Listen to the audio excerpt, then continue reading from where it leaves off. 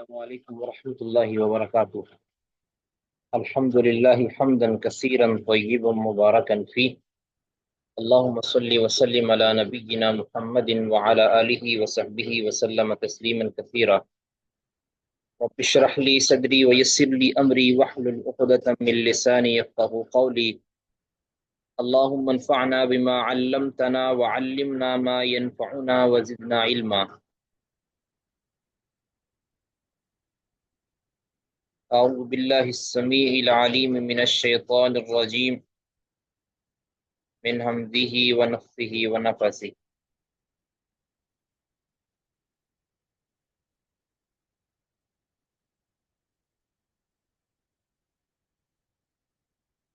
سورۃ التحریم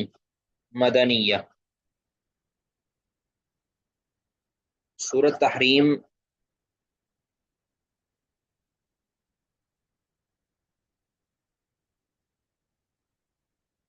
سورۃ تحریم کے شان نزول کے حوالے سے صرف ایک حدیث میں ذکر کرتا ہوں۔ صحیح بخاری کی کئی ایک جگہ پر آئی ہے۔ صحیح بخاری حدیث نمبر 4912 اور صحیح مسلم 1474، 1474۔ یہ حدیث سیدہ عائشہ رضی اللہ تعالیٰ عنہ بیان فرماتی ہیں کہ رسول اللہ صلی اللہ علیہ وسلم سیدہ زینب بنت جحش رضی اللہ تعالیٰ عنہ ان کے پاس جایا کرتے تھے، اور عصر کے بعد ان کے پاس شہد تناول فرمایا کرتے تھے اور کچھ وقت وہاں گزارتے۔ تو بیوی ہونے کے ناطے یا سوتن ہونے کے ناطے ظاہر ہے کہ ایک رشک آ جاتا ہے یا ایک ضد آ جاتی ہے۔ تو سیدہ عائشہ رضی اللہ تعالیٰ عنہ فرماتی ہیں کہ ہمیں یہ اچھا نہیں لگا تھا نبی صلی اللہ علیہ وسلم ان کے پاس، اس وجہ سے کہ آپ شہد ان کے پاس جا کے تناول فرماتے ہیں تو آپ ان کے پاس زیادہ وقت گزار دیتے ہیں۔ تو کہتے ہیں میں نے اور سیدہ حفصہ رضی اللہ تعالیٰ عنہ نے مل کر پلان بنایا کہ ہم نبی صلی اللہ علیہ وسلم کے ساتھ ایک یعنی اس طرح کا معاملہ کریں گے کہ آپ صلی اللہ علیہ وسلم کو ہم سیدہ زینب کے پاس زیادہ وقت گزارنے نہیں دیں گے۔ تو انہوں نے ایک آپس میں پلان بنایا، شاورت کی کہ ہم کس طرح روکیں۔ سیدہ عائشہ نے یہ مشورہ دیا کہ نبی صلی اللہ علیہ وسلم حفصہ کو کہا کہ آپ کے پاس آئیں گے، آپ نے بس پکے رہنا ہے اور آپ نے کہنا ہے کہ آپ کے پاس تو ہمیں آپ کے منہ سے ہمیں مغافیر کی بدبو آ رہی ہے۔ تو اور نبی صلی اللہ علیہ وسلم کہیں گے کہ نہیں میں نے تو شہد پیا ہے۔ اب یہ بہت بڑی بات تھی کہ نبی صلی اللہ علیہ وسلم کے ساتھ یہ پلاننگ کی جا رہی تھی۔ اللہ رب العزت کو یہ بالکل پسند نہیں آئی، گرچہ ان کی نیت اچھی تھی، یعنی نیت اچھی اس اعتبار سے تھی کہ وہ نبی صلی اللہ علیہ وسلم کو اپنے ساتھ زیادہ ٹھہرانا چاہتی تھی، یہ ایک حرص تھا ان کا، لیکن ان کا یہ طریقہ کار اللہ رب العزت کو بالکل پسند نہیں تھا اور نہ ہی یہ مناسب تھا۔ نبی صلی اللہ علیہ وسلم کے ساتھ اس طرح کا کھیل کھیلنا یہ بالکل مناسب نہیں تھا، اللہ رب العزت کو یہ پسند نہیں آیا۔ تو انہوں نے کہا پلان بنایا کہ حفصہ کے کو کہا کہ تمہارے پاس آئیں گے تو آپ نے یہ کہنا کہ مغافیر کی بدبو آ رہی ہے، نبی صلی اللہ علیہ وسلم فرمائیں گے کہ نہیں میں نے تو شہد پیا ہے، اور تم کہنا کہ شہد کی مکھیوں نے وہ مغافیر چوسا تھا اس لیے تو آپ سے یہ بدبو آ رہی ہے۔ تو نبی صلی اللہ علیہ وسلم شہد کو اپنے اوپر بند کر لیں گے، شہد سے رک جائیں گے، تو یوں ہمیں نبی صلی اللہ علیہ وسلم کا ساتھ نصیب ہو جائے گا، اور میرے پاس اگر آئے نبی صلی اللہ علیہ وسلم تو میں بھی یہی کہوں گی۔ تو بالآخر نبی صلی اللہ علیہ وسلم سیدہ حفصہ کے پاس گئے تو آپ صلی اللہ علیہ وسلم نے اس پہ سابق آپ صلی اللہ علیہ وسلم گئے تو پلان کے مطابق سیدہ حفصہ نے جو ہے نا یہی بات کہی، تو نبی صلی اللہ علیہ وسلم نے وہی جواب دیا۔ تو آپ نے کہا کہ ٹھیک ہے یہ بدبو تو میرے منہ سے آ رہی ہے تو میں آئندہ شاید استعمال نہیں کروں گا، اپنے اوپر پابندی لگا لی کہ میں شاید نہیں پیوں گا آئندہ، تاکہ میری بیویاں جو ہے نا وہ نامانوسی، اور میری بیوی جو جس طرح حفصہ نے کہا تھا کہ بدبو آ رہی ہے وہ اذیت محسوس نہ کریں۔ تو ان کی خوشی کے لیے نبی صلی اللہ علیہ وسلم نے اپنے اوپر شہد کی پابندی لگا، اور ساتھ حفصہ سے کہا کہ آپ نے یہ خبر کسی کو دینی نہیں ہے، بتانا نہیں ہے کسی کو، ٹھیک ہے۔ لیکن حفصہ رضی اللہ تعالیٰ نے وہ پوری خبر سیدہ عائشہ کو بتا دی، ٹھیک ہے۔ اتنے میں اللہ رب العزت نے نبی صلی اللہ علیہ وسلم کو وہی کر دی کہ آپ کے خلاف یہ پلاننگ ہو رہی تھی، یعنی آپ کے ساتھ یہ کھیل کھیلا جا رہا تھا۔ اللہ رب العزت کو یہ پسند نہیں آیا، اور نبی صلی اللہ علیہ وسلم نے کیونکہ قسم اٹھائی تھی کہ میں شاید نہیں پیوں گا، پھر اللہ تعالیٰ نے اس پر بھی آپ کی جو ہے وہ آپ کو تنبیہ فرمائی کہ آپ ایسا نہیں کریں۔ آپ بیویوں کو خوش کرنے کے لیے، ٹھیک ہے بیویوں کو خوش کرنا چاہیے، لیکن جب اللہ کے معاملات آ جاتے ہیں تو پھر بیویوں کو خوش کرنا نہیں ہے، پھر اللہ رب العزت کی رضا چاہیے۔ تو آپ بیویوں کو خوشنودی کے لیے ایک حلال چیز کو اپنے اوپر روک رہے ہیں۔ آپ تو مطاع ہیں، آپ تو قابل اتباع ہیں، آپ کو دے کر لوگ بھی نہیں پیئیں گے پھر شاید۔ تو اس لیے پھر نبی صلی اللہ علیہ وسلم نے خبردار کر دیا، آپ صلی اللہ علیہ وسلم نے سیدہ عائشہ سے کہا کہ مجھے یہ سارے معاملے کی خبر ہو گئی ہے، تو انہوں نے کہا کہ شاید حفصہ نے بتایا ہوگا، تو نبی صلی اللہ علیہ وسلم نے فرمایا کہ نہیں، مجھے جو ہے نا اللہ رب العزت نے بتایا ہے تمہارے اس سارے معاملے کی۔ آپ صلی اللہ علیہ وسلم نے پھر تھوڑا ان کو جھنجھوڑا اور کچھ باتوں کا اظہار کیا، کچھ باتوں سے اعراض فرمایا۔ بہرحال یہ سارے واقعہ جو ہے نا بخاری مسلم کے اندر تفصیل کے ساتھ موجود ہے، ٹھیک ہے۔ اب ہم اس کو پڑھتے ہیں۔ اسی اعتبار سے اس صورت کا نام تحریم ہے کہ نبی صلی اللہ علیہ وسلم نے اپنے اوپر یہ پابندی لگا لی۔ بسم اللہ الرحمن الرحیم، کسی کا کوئی سوال ہو تو وہ ساتھ ساتھ کرتے جائیں گے، کوئی سوال کرنا چاہتے ہیں تو سوال کر لیں۔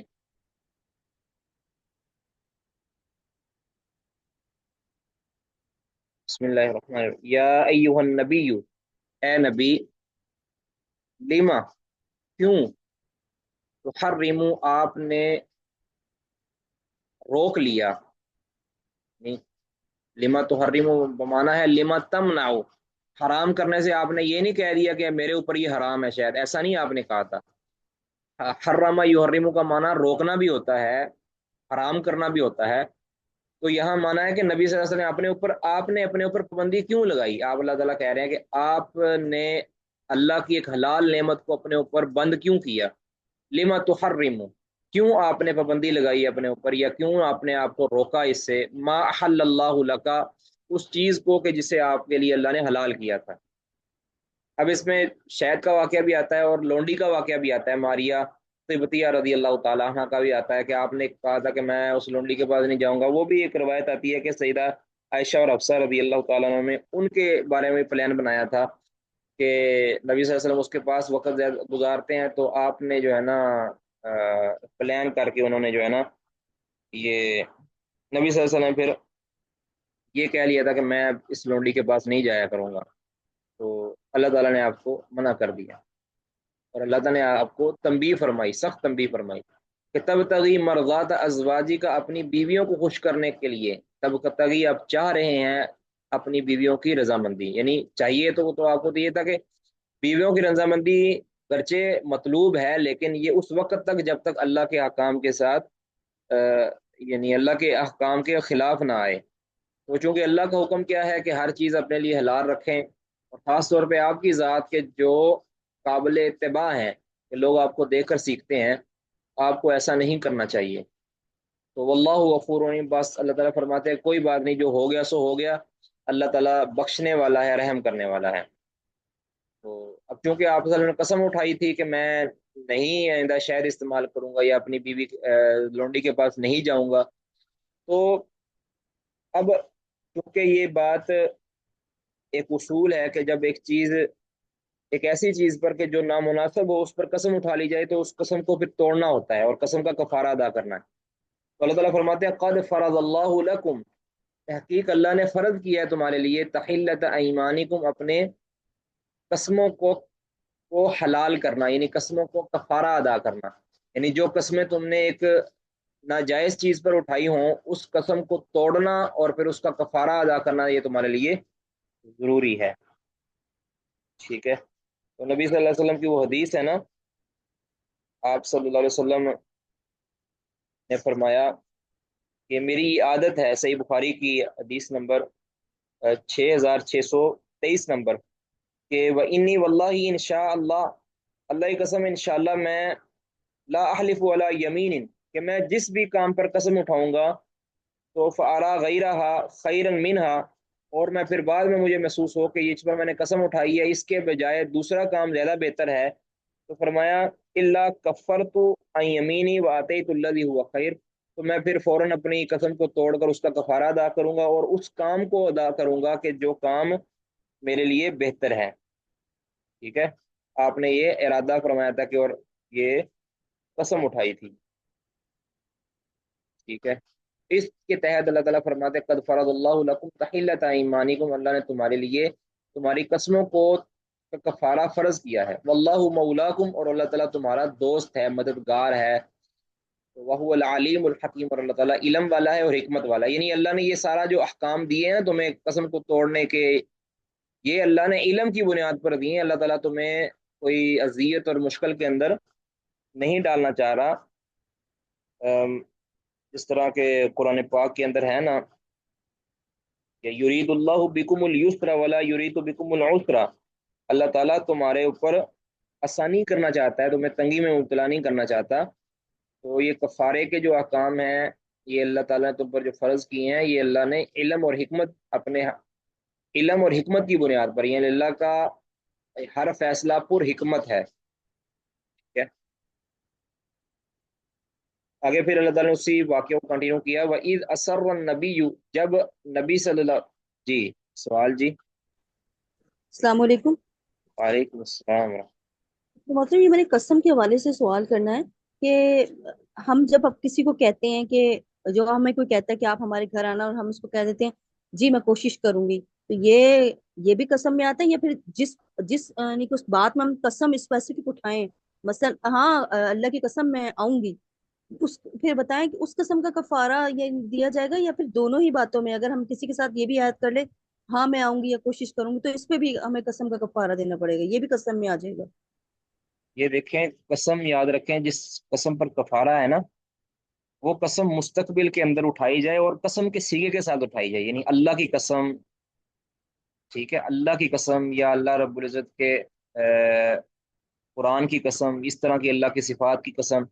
تو قسم اٹھانا یعنی قسم کا لفظ بولنا اس میں شرط ہے، وہ اپنی زبان میں بولا جائے، جس طرح کہتے ہیں نا کہ میں، جس طرح پنجابی میں کہتے ہیں کہ سو راودی، سو راودی، یہ پنجابی میں بولا جاتا ہے بعض علاقوں میں۔ تو یعنی قسم اٹھانا، قسم کے عرف کے اندر جو قسم کا اعتبار ہوتا ہے نا، تو وہ قسم معتبر ہوگی، وہ مستقبل کے کسی معاملے کے ساتھ اس کو جوڑا جائے۔ یہ نہیں ہے کہ ایک بندہ نے خبر دی ہے اللہ کی قسم میں نے یہ کیا تھا، اب اگر اس میں وہ جھوٹا ہے تو قسم کا کفارہ اس پر نہیں ہے، یہ مستقبل کا کسی کام کے اندر کہ اللہ کی قسم میں فلاں کام کروں گا۔ ٹھیک ہے، یا یہ کہا جائے کہ اللہ کی قسم اگر یہ ہو گیا تو میں یہ کروں گا، تو اگر وہ ہو گیا تو وہ اس کے لیے کرنا ضروری ہے، ورنہ پھر اس کا کفارہ ہو جائے گا، اس پر واجب۔ مثال کے طور پر میں کہوں کہ اللہ کی قسم میں کل ضرور بے ضرور لاہور جاؤں گا، اگر میں یہ کہتا ہوں اور پھر میں کل لاہور نہ جا پاؤں، یا میں نے ارادہ ترک کر دیا، یا میں یہ سمجھتا ہوں کہ کل مجھے لاہور نہیں جانا چاہیے، تو جب میں ارادہ ترک کر دوں، اپنی قسم کو واپس لے لوں، تو پھر اس پر کفارہ لازم ہوگا۔ ٹھیک ہے، اگر میں مثال کو یہ کہوں کہ اللہ کی قسم میں کبھی لاہور گیا ہی نہیں، تو اس پر کوئی کفارہ نہیں ہے، اگر میں سچا ہوں تب بھی کوئی نہیں ہے، اگر میں جھوٹا ہوں تب بھی کوئی نہیں ہے۔ یا یعنی قسم یاد رکھیں کہ اس میں ہمیشہ مستقبل کا لحاظ رکھنا ہے۔ اگر یہ ہو نا کہ میں کہوں کہ اللہ کی قسم میں پڑھ رہا ہوں، اس پر بھی کفارہ نہیں ہے، اگر میں نہیں بھی پڑھ رہا، یہ بھی سچ اور جھوٹ کے ساتھ اس کا تعلق ہے نا۔ ٹھیک ہے، قسم کے اندر مستقبل کا ہونا یہ ضروری ہے۔ ٹھیک ہے، جی شیخ بات جزاک اللہ۔ اچھا جی۔ وَإِذْ أَسَرَّ النَّبِيُّ، اور جب نبی صلی اللہ علیہ وسلم نے سرگوشی کی اِلَى بَعْضِ أَزْوَاجِهِ حدیثاً، اپنی کسی زوجہ کے ساتھ، حدیثاً کسی بات کی، یعنی آپ صلی اللہ علیہ وسلم نے، ان میں سے حفصہ مراد ہیں، یا کوئی بھی سرگوشی کی جا سکتی کی ہوگی، نبی صلی اللہ علیہ وسلم نے اپنی کسی بیوی کے ساتھ سرگوشی کی کسی بات کی، کہ آپ نے کہا نا کہ تم کسی کو خبر نہ دینا، لیکن اس نے پھر بھی عائشہ رضی اللہ عنہ کو بتا دیا، یا کوئی اور سرگوشی کی ہوگی، اس کا ذکر یعنی نہیں ہے، یا وہی سرگوشی کی ہے جو پہلے میں نے حدیث ذکر کی ہے، یا پھر اس کے علاوہ کوئی اور بات کی ہوگی۔ بلکہ مزے کی بات آپ کو بتاؤں کہ شیعہ کی ایک کتاب ہے تفسیر قمی، انہوں نے پتہ کیا لکھا ہے کہ اس آیت کے تحت اس نے لکھا ہے کہ اذ اسر النبی الی بعض ازواجہ حدیثا، کہ نبی صلی اللہ علیہ وسلم نے اپنی بیوی حفصہ کو خبر دی تھی کہ میرے بعد جو خلیفہ ہوگا وہ ابو بکر صدیق ہوں گے، یعنی حفصہ جن کے والد عمر ہیں، ان کو نبی صلی اللہ علیہ وسلم نے سرگوشی دی تھی، سرگوشی کی تھی کہ میرے بعد خلیفہ ابو بکر ہوں گے۔ تو انہوں نے یہ بات عائشہ کو بتا دی، ٹھیک ہے۔ یہ اس تفسیر قمی کے اندر شیعوں کی جو تفسیر ہے اس کے اندر یہ لکھا ہوا ہے، یہ ایک حوالے کے طور پر آپ ذکر کر سکتے ہیں، اگرچہ وہ ہمارے لیے حجت نہیں ہے، لیکن بہرحال انہوں نے یہ لکھا ہوا ہے۔ تو اب نبی صلی اللہ علیہ وسلم نے اپنی کسی بیوی کو کون سی بات بتائی، کون سی راز کی بات بتائی، یہ اللہ عالم، ہمیں اس کی خبر نہیں دی گئی، علاوہ اس کے کہ جو صحیح بخاری کی حدیث ہے اس کے اندر اس طرف اشارہ ہے کہ نبی صلی اللہ علیہ وسلم نے یہ بتایا تھا کہ یہ جو مغافیر والی بات ہے تم نے کسی اور کو ذکر نہیں کرنی، تاکہ جو ہے نا بھرم رہے۔ تو لیکن فلما نبأت بھی، جب خبر دے دی اس بیوی نے بھی اس بات کی، اس راز کی بات کی خبر جب بیوی نے دے دی، کس کو دے دی؟ عائشہ رضی اللہ تعالیٰ عنہ۔ تو وَأَظْهَرَهُ اللَّهُ عَلَيْهِ، اور اللہ نے آگاہ کر دیا، اظہرہ اللہ، اللہ نے آگاہ کر دیا وہ نبی صلی اللہ علیہ وسلم کو علیہ، اس پلان پر، یعنی جو حفصہ اور عائشہ رضی اللہ عنہما نے بنایا تھا، اس پر اللہ رب العزت نے نبی صلی اللہ علیہ وسلم کو آگاہ کر دیا۔ یعنی جب خبر دے دی بیوی نے دوسری بیوی کو، اور اللہ نے آپ کو آگاہ کر دیا اس پر کہ اس نے خبر دے دی ہے اور ان کا آپس کا پلان ہے، تو عرفہ، پھر نبی صلی اللہ علیہ وسلم نے پھر عرفہ بعضہ، پھر نبی صلی اللہ علیہ وسلم نے اپنی اس بیوی کو جتلایا، بعضہ بعض بات، یعنی جو بھی ان کا پلان بنا تھا اور جو بھی اس میں قابل گرفت باتیں تھی، نبی صلی اللہ علیہ وسلم نے ان میں سے چند باتیں اپنی بیوی کو جتلائیں، یعنی ان کو سرزنش کی اور ڈانٹا کہ تم نے یہ کیوں کیا ہے، یہ کیوں کیا ہے، یہ کیوں کیا ہے۔ فَأَعْرَضَ عَنْ بَعْضٍ، اور بعض باتوں سے نبی صلی اللہ علیہ وسلم نے پہلو تہی برتی، یعنی اعراض کر لیا، اس کا ذکر ہی نہیں کیا۔ تو یہ نبی صلی اللہ علیہ وسلم کی یعنی اخلاق حسنہ ہے کہ آپ صلی اللہ علیہ وسلم نے اپنی بیویوں کی یعنی بعض قابل گرفت باتوں میں سے ساری باتوں کا ذکر نہیں کیا، اور یہ اچھے بندے کی نشانی ہوتی ہے کہ وہ جب اس کا کسی کے ساتھ معارضہ ہوتا ہے تو وہ یعنی ہر چھوٹی بڑی بات کو ذکر نہیں کرتا، بلکہ چند باتیں ذکر کر دیتا ہے کہ یہ مجھے تمہارے اوپر اعتراض ہے۔ تو نبی صلی اللہ علیہ وسلم نے بعض باتیں جو ہوئی تھیں ادھر، یا جو بھی قابل گرفت تھی، اس میں سے بعض باتیں نبی صلی اللہ علیہ وسلم نے جتلائیں، یعنی ان کو اس پر سرزنش کی، اور بعض سے اعراض برتا اور اس پر یعنی کوئی یعنی اعتراض نہیں کیا۔ افلما نبأہا بھی، جب نبی صلی اللہ علیہ وسلم نے اس کو بتایا، یعنی اپنی بیوی کو بتایا بھی اس چیز کا کہ مجھے پتہ چل گیا ہے، یہ تم نے پلان جو بنایا ہے نا اس کی مجھے خبر ہو گئی، جب نبی صلی اللہ علیہ وسلم نے ان کو خبر کی، ان کو بتایا اس پلان کے بارے میں کہ مجھے اس کا پتہ چل گیا ہے، تو قالت، تو بیوی کہنے لگی، من انبا کہا، یہ بتائیے کہ آپ کو یہ بات بتائی کس نے ہے؟ کیا اس بیوی نے یہ سمجھی، یعنی عائشہ رضی اللہ تعالیٰ نے یہ سمجھا کہ شاید حفصہ نے یہ میرا پانڈا پھوڑ دیا ہے، اور ساری یہ خبر، ہمارا پلان جو ہے نا یہ لیک کر دیا ہے، حفصہ نے بتایا۔ انہوں نے فوراً سوال کیا عائشہ رضی اللہ عنہ کہ آپ کو یہ بات کس نے بتائی ہے کہ ہمارا یہ پلان تھا؟ تو قال، تو نبی صلی اللہ علیہ وسلم نے فرمایا کہ نبعنی العلیم الخبیر، کہ مجھے تو بتایا ہے بہت زیادہ علم والے نے، اور الخبیر، اور بہت زیادہ خبر رکھنے والے نے، یعنی اللہ رب العزت نے مجھے بتایا ہے وحی کے ذریعے، ٹھیک ہے۔ یہ یعنی ان کا پلان اللہ تعالیٰ نے یعنی نبی صلی اللہ علیہ وسلم پر ظاہر کر دی۔ اب یہ جو بہت بڑی جسارت تھی نبی صلی اللہ علیہ وسلم کے بارے میں کہ آپ صلی اللہ علیہ وسلم کے ساتھ انہوں نے یہ پلاننگ کی، یہ کوئی اچھی بات تھوڑی تھی، اگرچہ اس کے اندر ان کی نیت درست تھی، لیکن طریقہ کار جو ہے نا وہ قابل گرفت تھا۔ تو اللہ تعالیٰ نے پھر جو ہے نا مخاطب کیا دونوں بیویوں کو، ان تتوبا الی اللہ، اب یہ دونوں بیویوں سے مراد حفصہ اور عائشہ ہیں۔ صحیح بخاری کے اندر ایک واقعہ بھی ہے، سیدنا عبداللہ بن عباس رضی اللہ تعالیٰ عنہ فرماتے ہیں کہ یہ میں آیت پڑھتا، حالانکہ بہت بڑے مفسر تھے، کہتے ہیں کہ میں آیت پڑھتا تھا لیکن مجھے بالجزم نہیں تھا یہ کہ یہ کون سی بیویاں ہیں، یعنی یہ دو بیویاں نبی صلی اللہ علیہ وسلم کی جن کو اللہ مخاطب کرا ہے، یہ مجھے پتہ نہیں تھا۔ تو کہتے ہیں کہ لم اکن حریصن، کہ میں ہمیشہ اس تلاش میں رہا، حریص رہا کہ مجھے پتہ چل جائے کسی طریقے،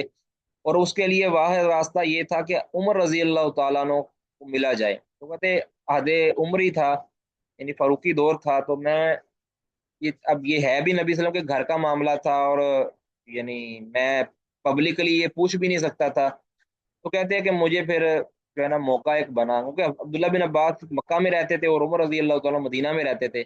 تو موقع یہ بنا کہ حج کے موسم کے اندر سیدنا عمر رضی اللہ تعالیٰ حج پر آئے۔ تو کہتے ہیں میں نے اب موقع تلاش کیا اور دیکھا کہ عمر رضی اللہ تعالیٰ عنہ جب خلوت میں ہوئے ہیں، الگ ہوئے ہیں اور قضاء حاجت کے لیے جانے لگا، کہتے ہیں میں لوٹا اٹھا کر ان کے پیچھے ہو لیا، میں ان کے لیے یعنی میں نے وہ پانی کا بندوبست کیا اور ان کو پانی وضو شروع کروایا، اور پھر میں نے الگ کر کے جو ہے نا پوچھا کہ یہ تو بتاؤ کہ یہ وہ کون سی دو بیویاں ہیں کہ جن کا نبی صلی اللہ علیہ وسلم جن کا اللہ تعالیٰ نے یہاں تذکرہ کیا ہے؟ تو سیدنا عمر فرمایا کیا بات ہے، سبحان اللہ، کہ اللہ کے بندے اتنی آسان سی بات تمہیں علم معلوم نہیں ہے؟ اس سے مراد کہتے ہیں حفصہ اور عائشہ رضی اللہ تعالیٰ عنہما۔ بہرحال یہ ایک واقعہ صحیح بخاری کے اندر آیا۔ ان تتوبا، اللہ تعالیٰ نے مخاطب کیا بیویوں کو دونوں کو، ان تتوبا اللہ، اگر تم اللہ کی طرف توبہ کر لو، اللہ کی طرف رجوع کر لو، اب یہاں معذوف ہے کہ تمہارے لیے بہتر ہوگا، یعنی بہت بہتر ہے کہ تم نے ایک گناہ کیا ہے نبی صلی اللہ علیہ وسلم کے ساتھ یہ پلاننگ کر کے، تو اب لہٰذا تمہارے اوپر توبہ ضروری ہے، تو اگر تمہارے لیے تم توبہ کر لو اللہ کی طرف تو تمہارے لیے بہت بہتر ہے۔ کیوں؟ فقد صغت قلوبکما، اس لیے کہ بے شرط تحقیق تمہارے دل، تم یعنی تمہارے دل مائل ہو چکے تھے،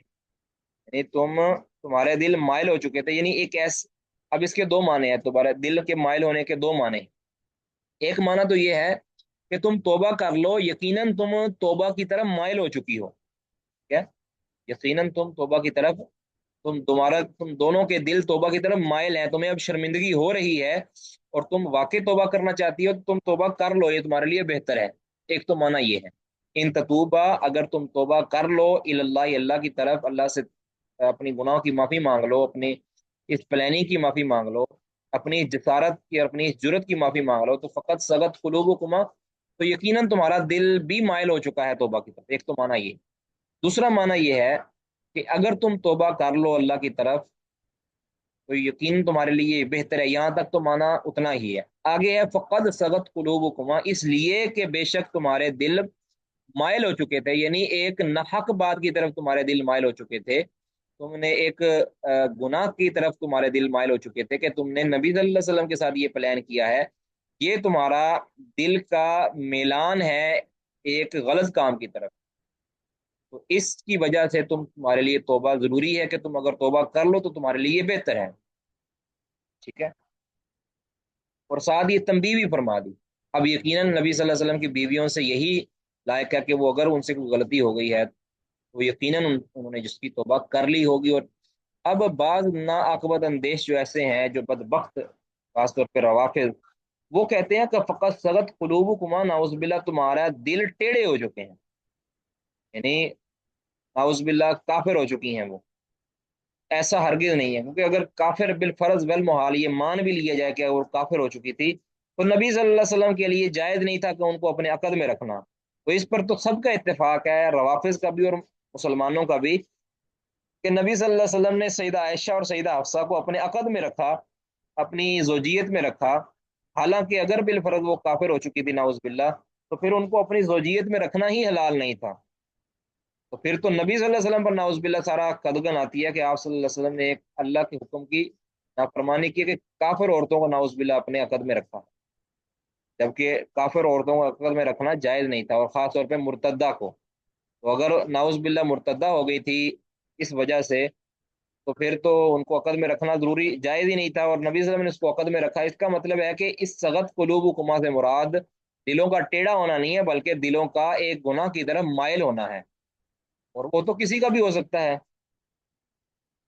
ٹھیک ہے۔ اب وہ گناہ کون سا تھا؟ یہ گناہ کو اللہ تعالیٰ نے گناہ سے تعبیر اس کو کیا ہے کہ نبی صلی اللہ علیہ وسلم کے ساتھ آپ نے، گرچہ اچھی تمہاری نیت ہے لیکن تم نے یہ پلان جو کیا ہے یہ طریقہ غلط تھا، اور یہ طریقہ اللہ تعالیٰ کے لیے، اللہ تعالیٰ کے ہاں ناپسندیدہ تھا، اس لیے اس کی وجہ سے، اس پلان کی وجہ سے تم جو ہے نا تمہارے دل مائل ہو چکے تھے،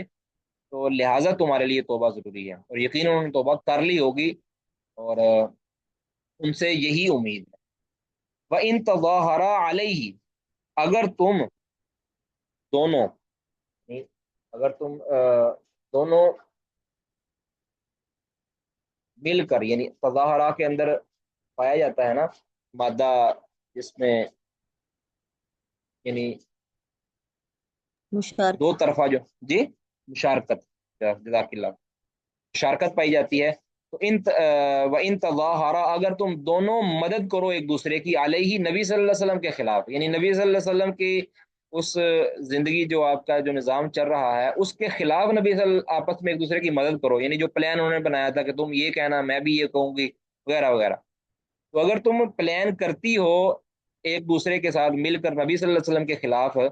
تو فإن اللہ، تو پھر یاد رکھو کہ اللہ رب العزت ہوا مولا، نبی صلی اللہ علیہ وسلم کا مددگار ہے،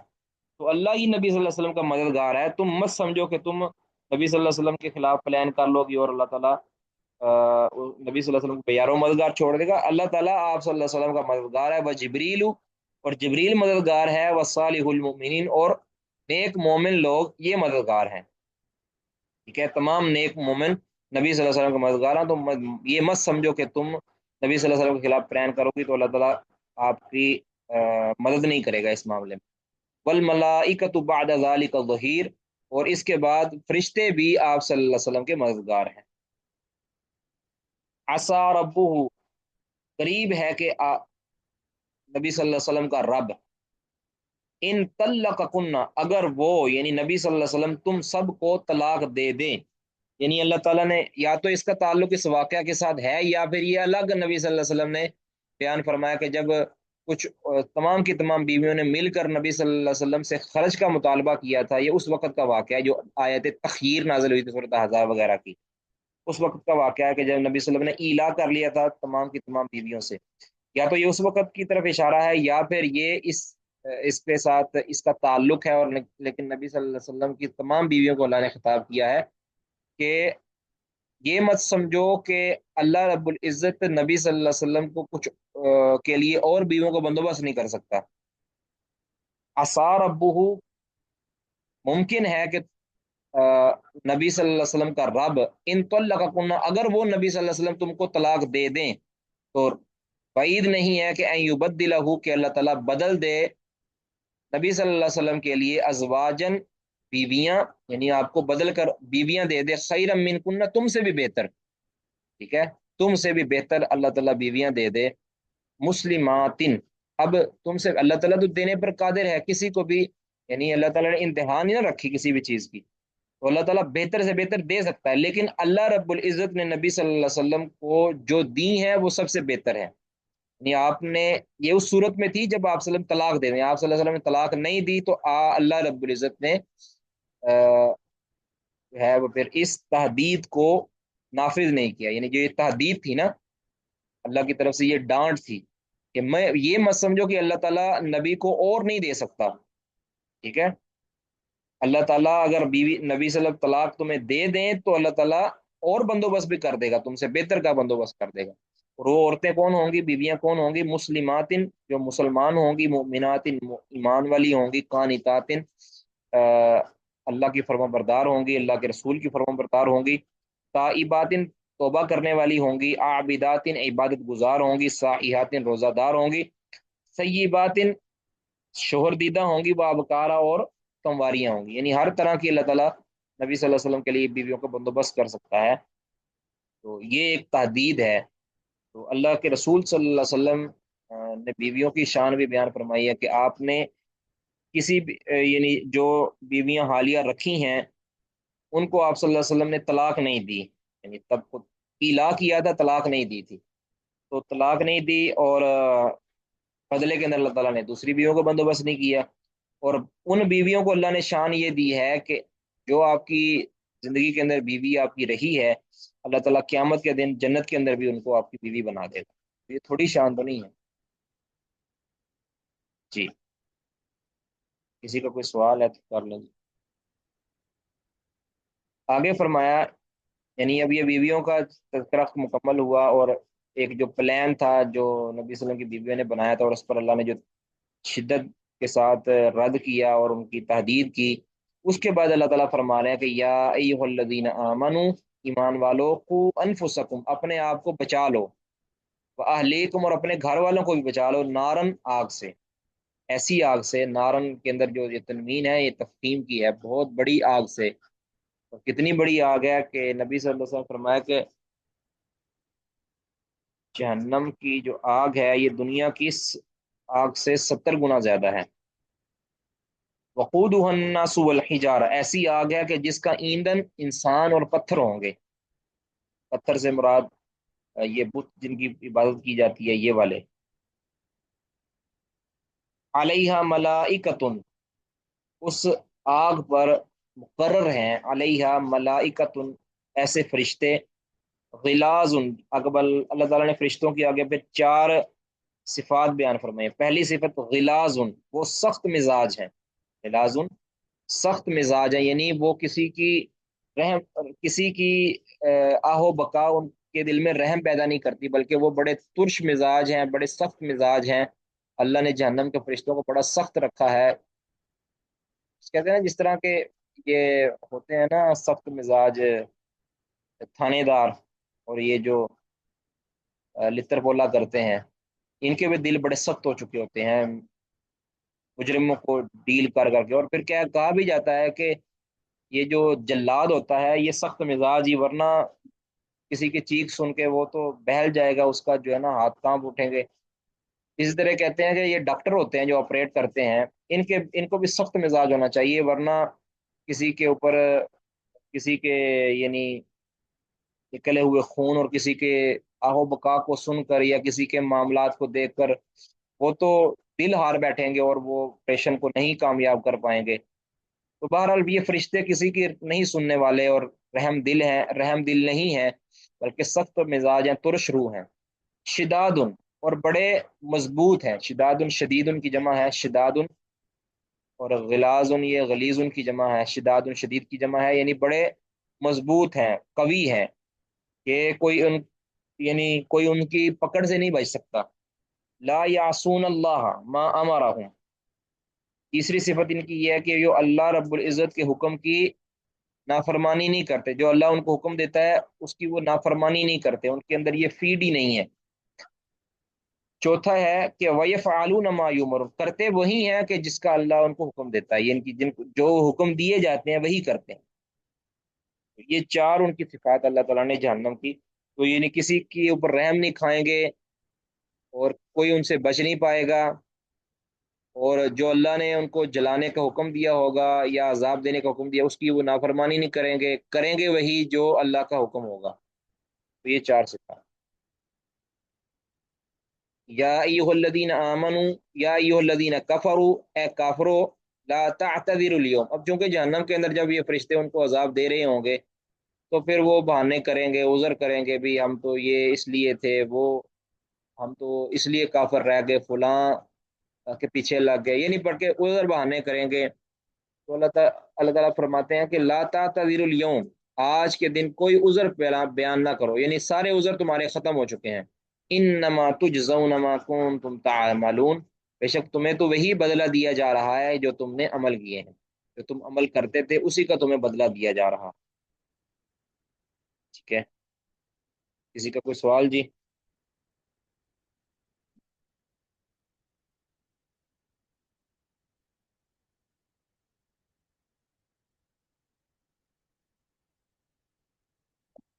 یا ایھا الذین آمنوا توبوا الی اللہ توبۃ نصوحا، ایمان والو اللہ کی طرف رجوع کرو۔ توبہ کا جب مادہ اللہ کی طرف منسوب ہونا یعنی الہ کے ساتھ، اس کا مطلب ہے رجوع کرنا اللہ کی طرف۔ تو جب تاب اللہ ہو یعنی اللہ کی طرف، یعنی یہ اللہ فاعل ہو تو پھر اس کا مطلب ہوتا ہے توبہ قبول کرنا۔ تو توبو الی اللہ، اللہ کی طرف توبہ کرو، توبۃ نصوحا، ایسی توبہ نصوحا کہ جو خالص ہو، پختہ ہو۔ ٹھیک ہے، تو خالص توبہ اور پختہ توبہ، اس کی یعنی کچھ شرائط اور نشانیاں ہیں۔ یعنی توبہ جب کسی گناہ سے کی جاتی ہے نا، جو سچی توبہ ہوتی ہے، جو خالص توبہ ہوتی ہے، اس میں سب سے پہلے تو یہ ہوتا ہے کہ بندہ اپنے گناہ کا اعتراف کرے، نمبر دو اپنے گناہ کے اوپر شرمندگی ظاہر کرے کہ میں نے یہ جو کیا ہے اس پر میں شرمندہ بھی ہوں، نادم بھی ہوں، تیسرا اس گناہ کو چھوڑنے کا عزم کرے کہ میں کبھی یہ گناہ نہیں کروں گا، یعنی دل کے پختہ ارادہ کے ساتھ کہے کہ میں یہ گناہ دوبارہ نہیں کروں گا، اگرچہ بعد میں دوبارہ کر لے لیکن حال یعنی موجودہ گھڑی کے اندر اس کو یہ یقین ہو کہ میں آئندہ یہ نہیں کروں گا، پکے سچے دل میں کہے۔ تین ہو گئے۔ چوتھا ہے کہ اس پر یعنی استغفار کرے، یعنی بالفعل لفظ بولے کہ میں توبہ کرتا ہوں، کہہ کہ دل کے اندر پختہ ارادہ کرنا، پھر اس کا زبان کے ساتھ یا عمل کے ذریعے اظہار کرے۔ اور چار ہو گیا۔ پانچواں یہ ہے پکی سچی توبہ، ان میں سے کچھ چیزیں ضروری شرائط ہیں، کچھ جو ہے نا استحبابی شرائط ہیں۔ چوتھی پانچویں شرط ہے یہ ہے کہ اس گناہ کے بعد کوئی ایسی نیکی کرے کہ جو اس گناہ کا کفارہ بن سکے، ٹھیک ہے؟ قرآن پاک میں بھی اس کی طرف اشارہ ہے، اب مجھے وہ آیت ازبر نہیں ہے، تو تم ہوا کہ ایسی نیکی کرو کہ جو اس کو یعنی مٹھا دے پہلے گناہ۔ تو یہ جو ہے نا کچھ شرائط ہیں چار پانچ، کہ جو توبہ نصوحہ کی ہے، ٹھیک ہے، سچی خالص توبہ۔ اب اگر تم خالص سچی توبہ کرو گے، پھر عسیٰ ربکم، یقینی طور پر تمہارا رب، ان یکفر عنکم، وہ معاف کر دے گا تم سے، مٹا دے گا تم سے، سیئاتکم، تمہارے گناہوں کو، ویدخلکم، اور تمہیں داخل کر دے گا، جنات تجری، ایسے باغات میں جن کے نیچے سے بہ رہی ہیں، من تحتیہ، جن کے نیچے الانہار، نہریں، دریا جن کے نیچے سے بہ رہے ہیں، ٹھیک ہے۔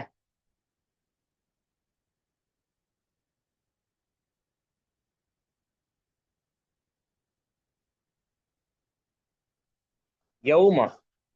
جس دن، لا یخزی اللہ النبی، اللہ نہیں ہرگز رسوا کرے گا اپنے نبی کو، یعنی نبی صلی اللہ علیہ وسلم کو، محمد صلی اللہ علیہ وسلم کو،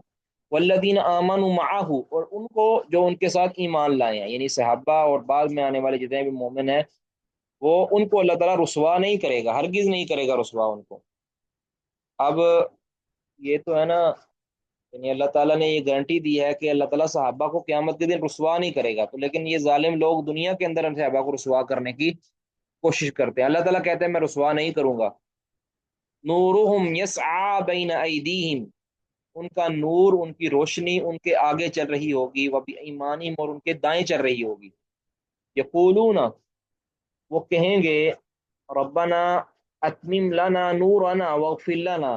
اللہ ہمارے نور کو مکمل کر دے، ٹھیک ہے، ہمارے نور کو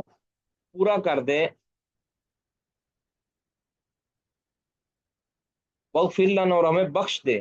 انک علی کل شیء قدیر، بے شک تو ہر چیز پر قدرت رکھتا ہے۔ یعنی اس میں صحابہ کرام، تابعین اور ازواج مطہرات یہ سارے شامل ہیں، ٹھیک ہے۔ آگے فرمایا یا ایھا النبی، اے نبی، جاہد الکفار والمنافقین واغلظ علیہم، کہ آپ کفار سے جہاد کریں، منافقین سے جہاد کریں، واغلظ علیہم، اور ان پر سختی کریں، ان کے ساتھ کوئی ریت رعایت نہ بخشیں، برتیں، بلکہ ان پر سختی کریں، ومأواہم جہنم، اور ان کا ٹھکانہ جہنم ہے، وبئس المصیر، اور وہ برا ٹھکانہ۔ اب یہاں یعنی کفار سے اور منافقین سے جہاد کا حکم دیا گیا ہے، تو کفار سے جہاد کا تو مطلب سمجھ آتا ہے تلوار سے بھی جہاد ان کے ساتھ ہوتا ہے۔ یہاں منافقین سے تو نبی صلی اللہ علیہ وسلم نے تلوار سے جہاد نہیں کیا، کسی منافق کو نبی صلی اللہ علیہ وسلم تلوار سے قتل نہیں کیا، بلکہ یہ تو منع فرمایا ہے، کہیں لوگ یہ نہ سمجھے کہ محمد صلی اللہ علیہ وسلم اپنے بندوں کو مارنے لگ گیا۔ تو مطلب یہ ہے کہ جہاد باللسان ان کے ساتھ کرنا ہے،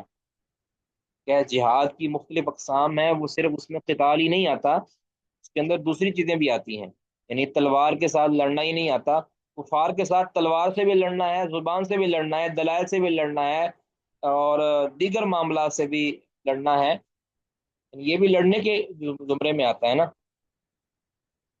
تو جہاد بالقلم، جہاد باللسان، جہاد بالسیف، یہ ساری چیزیں جہاد کی اقسام یہ اس کے اندر شامل ہیں۔ تو وغلوظ علیہم، اور ان کے ساتھ سختی برتیں، یعنی کوئی رعایت کے وہ مستحق نہیں ہے، ان کے ساتھ کسی قسم کی چشم پوشی والا معاملہ نہیں کرنا، بلکہ آ، سر اٹھا کے جینا ہے، ان پر سختی والا معاملہ کریں۔ اب کوئی ڈرنے کی ضرورت نہیں ہے، وہ مکی دور تھا جب آپ کے لیے جو ہے نا وہ حکمت کا تقاضا یہ تھا کہ آپ کچھ دب کر رہے ہیں، لیکن اب کیونکہ مدنی دور ہے اور آپ کے پاس اتنی اللہ تعالیٰ نے آپ کو پاور عطا کر دی ہے، اب آپ کو ڈرنے کی ضرورت نہیں ہے، بلکہ ان کے ساتھ سختی والا معاملہ کریں۔ اب یہ تو ہے دنیا کے اندر ان کے ساتھ سختی ہوگی، لیکن آخر میں ان کے لیے ٹھکانا کیا ہوگا؟ وہ مأواہم جہنم، یہ دونوں کافر اور منافقین، ان اللہ جامع الکافرین والمنافقین فی جہنم جمیعا، اللہ تعالیٰ دونوں کو اکٹھا کر دے گا۔ جامع المنافقین والکافرین یا جامع الکافرین والمنافقین؟ بہرحال آگے اللہ رب العزت نے مثال بیان فرمائی ہے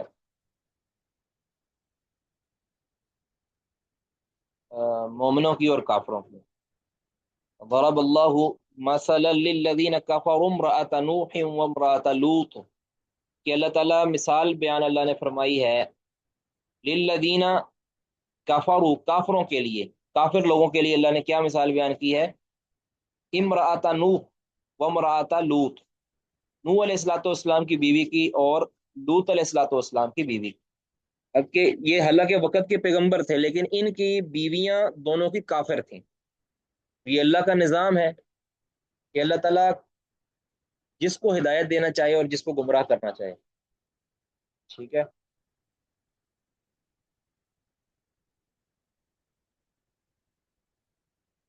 اس لیے یہ اللہ تعالیٰ اس سے یہ بھی ثابت کرنا چاہ رہا ہے کہ قیامت کے دن کسی کی قرابت، کسی کی رشتہ داری اس کو کام نہیں آئے گی۔ نبی صلی اللہ علیہ وسلم بھی فرمایا کرتے تھے انما ولی گی، میرا جو دوست ہے نا وہ وہی ہے کہ جو مومن ہے، نبی صلی اللہ علیہ وسلم بھی فرمایا کرتے تھے۔ اس لیے جو لوگ نبی صلی اللہ علیہ وسلم کے ساتھ نسبی دعویٰ کرتے ہیں، اگر وہ دعویٰ ان کا سچا بھی ہے تب بھی ان کو فائدہ نہیں ہے جب تک کہ وہ اپنے عقیدے کو صحیح نہ کر لیں۔ تو جو یہ اکثر طور پہ شیعہ رافضی یہ حرکتیں کرتے ہیں کہ وہ جھوٹی نسبتیں ایک تو نبی صلی اللہ علیہ وسلم کی طرف کرتے ہیں، اگر بالفرض ان کی نسبتیں سچی بھی ہیں تب بھی ان کو اس نسبت کا کوئی فائدہ نہیں ہوگا جب تک کہ وہ اپنے آپ کو ایمان پر نہ لے آئیں۔ تو اصل چیز ایمان ہے، اصل چیز رشتہ داری نہیں ہے۔ ہاں رشتہ داری ہو، ایمان ہو تو رشتہ داری فائدہ دے گی، اگر ایمان نہیں ہے تو رشتہ داری کوئی فائدہ نہیں دے گی، ٹھیک ہے۔ نبی صلی اللہ علیہ وسلم کے چچا ایمان نہیں لائے، ان کو نبی صلی اللہ علیہ وسلم کی رشتہ داری کا کوئی فائدہ نہیں ہوا، ٹھیک ہے۔ رشتہ داری کا فائدہ اس وقت ہوگا کہ جب سیدنا علی رضی اللہ تعالیٰ کی طرح وہ ایمان لائیں گے تو رشتہ داری کا فائدہ ہے، سیدنا جعفر رضی اللہ تعالیٰ کی طرح ایمان لائیں گے تو رشتہ داری کا فائدہ ہے، اور دیگر عباس رضی اللہ عنہ کے نبی صلی اللہ علیہ وسلم کے چچا، اس طرح عبداللہ بن عباس جو چچا ذات تھے، یہ رشتہ دار تھے رسول اللہ صلی اللہ علیہ وسلم کے اور ایمان بھی لائے تھے، تو اس کا فائدہ ہے، ادروائز کوئی فائدہ نہیں ہے، ٹھیک ہے۔ تو معلوم یہ ہوا کہ اصل چیز ایمان ہے، نسب نہیں ہے، اصل چیز ایمان ہے۔ تو اللہ تعالیٰ یہ مثال بیان فرما رہا ہے کہ اللہ تعالیٰ نے جو بخشش اور سرخروئی کا جو معیار رکھا ہے وہ ایمان رکھا ہے، وہ نسب نہیں رکھا۔ نسب کسی کا غلط بندے کے ساتھ ملتا ہو، یعنی کافر کے ساتھ ملتا ہو لیکن ہو ایمان والا بندہ، تو اس کو اس کے نسب کا نقصان نہیں ہوگا بلکہ ایمان کا فائدہ ہو جائے گا۔ اور اگر کسی کا نسب کسی ایمان والے، کسی فضل والے کے ساتھ ملتا ہو لیکن اس کے اندر ایمان نہ ہو تو اس کو اس کے نسب کا کوئی فائدہ نہیں ہوگا بلکہ اس کے کفر کا اس کو نقصان ہوگا۔ تو یہ یہاں اس کا خلاصہ یہ ہے، اب میں صرف ترجمہ کر دیتا ہوں۔ ضرب اللہ، اللہ تعالیٰ مثال، اللہ تعالیٰ نے مثال بیان کی ہے للذین کافروا، کافروں کے لیے مثال دی ہے، امرأۃ نوح و امرأۃ لوط، نوح علیہ الصلوۃ والسلام کی بیوی کی اور لوط علیہ السلام کی بیوی کی، دونوں کی بیویاں، کانتا تحت عبدین، یہ دونوں جو بیویاں تھیں یہ دو بندوں کے تحت تھیں، یعنی ان کی بیویاں تھیں من عبادنا صالحین، من میرے بندوں میں سے، ہمارے بندوں میں سے یہ دو بندوں کے ماتحت تھیں، صالحینی جو دونوں، اب ابدینی صالحینی یہ اس کی یعنی صفت بنے گی، صالحینی جو دونوں نیک بندے تھے، فخانتاہما تو ان دونوں بیویوں نے خیانت کی ان دونوں بندوں کی، دونوں نیک بندوں کی انہوں نے خیانت کی۔ خیانت سے مراد یہاں یاد رکھیں کہ اخلاقی خیانت مراد نہیں ہے، یا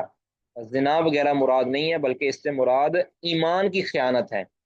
کہ انہوں نے ایمان کی خیانت کی، یعنی چاہیے یہ تھا کہ ان دونوں یہ دونوں بندوں کے اوپر ایمان لاتی، لیکن انہوں نے خیانت کی۔ اس کا مطلب ہے کہ ایمان قبول نہ کرنا یہ بھی خیانت ہے، ٹھیک ہے۔ تو فخانتاہما ان دونوں نے خیانت کی۔ تو یاد رکھنا کہ نبی کی بیوی کے اندر کافر ہو سکتی ہے، لیکن نبی کی بیوی کی اندر نبی کی بیوی فائشہ یا زانیہ نہیں ہو سکتی، بدکارہ نہیں ہو سکتی، یہ اس نبی کے شان کے جو ہے نا مناسب نہیں ہے۔ تو فلم یغنیا عنہما من اللہ شیئا، تو فلم یغنیا تو نہیں کفایت کیا، نہیں بچا پائے یہ دونوں، یعنی یہ دونوں نیک پیغمبر نہیں بچا پائے، عنہما ان دو بیویوں سے، یعنی ان کو ان نبیوں ان دو بندوں کے، یعنی ان دو نیک بندوں کی نیکی نے کوئی فائدہ نہ پہنچایا، عنہما ان دو کافر عورتوں کو، من اللہ اللہ تعالیٰ سے شیئن کچھ بھی، یعنی کچھ بھی ان کو بچا نہیں پائے، کفایت نہیں کر پائے، ٹھیک ہے۔ یعنی گویا ان کے ساتھ رشتہ داری، ان کے ساتھ تعلق داری انہیں کچھ بھی فائدہ نہ پہنچا پائی۔ وقیلا اور کہا گیا ان بیویوں کو، ادخلا کہ تم دونوں داخل ہو جاؤ، النارا آگ میں، مع داخلین داخل ہونے والوں کے ساتھ، ٹھیک ہے۔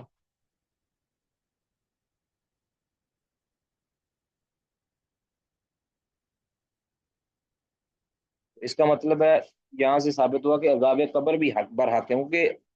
جہنم تو ابھی یعنی جہنم کے بھی فیصلے ہوئے نہیں ہیں، تو اللہ رب العزت نے یہ خبر دے دی ہے، اس کا مطلب ہے کہ ان کی جو قبر ہے وہ بھی اللہ نے اس کے جہنم بنا دی ہے۔ کہا گیا کہ تم جہنم، یا یہ کہہ دیا گیا جائے گا قیامت کے دن کہ تم جہنم میں داخل ہو جاؤ، یا یہ ہے کہ قبر کے اندر ہی ان کا فیصلہ کر دیا گیا ہے، یہاں پہ ان کے جسد موجود تھے، روح موجود تھی، اور ان کو کہہ دیا گیا کہ تمہارا اب انجام جو ہے نا یہ جہنم میں داخل ہونے والوں کے ساتھ ہے۔ وضرب اللہ مثلا للذین آمنوا اور اللہ تعالیٰ مومنوں کی مثال یہ بیان کرتا ہے، امرأۃ فرعون، فرعون کی بیوی، اندازہ کیجئے فرعون جو سرکشوں کا سرکش ہے، سرداروں کا سردار ہے پار میں سے، جو خود کو رب کہتا تھا، اور رب میں سے بھی کہتا تھا انا ربکم الاعلی، ایک تو خود وہ مشرک تھا، اور اس کے ساتھ ساتھ وہ شرک کا ایک علامت بھی بنا ہوا تھا، خود کو رب کہلواتا تھا اور رب اعلیٰ کہلواتا تھا۔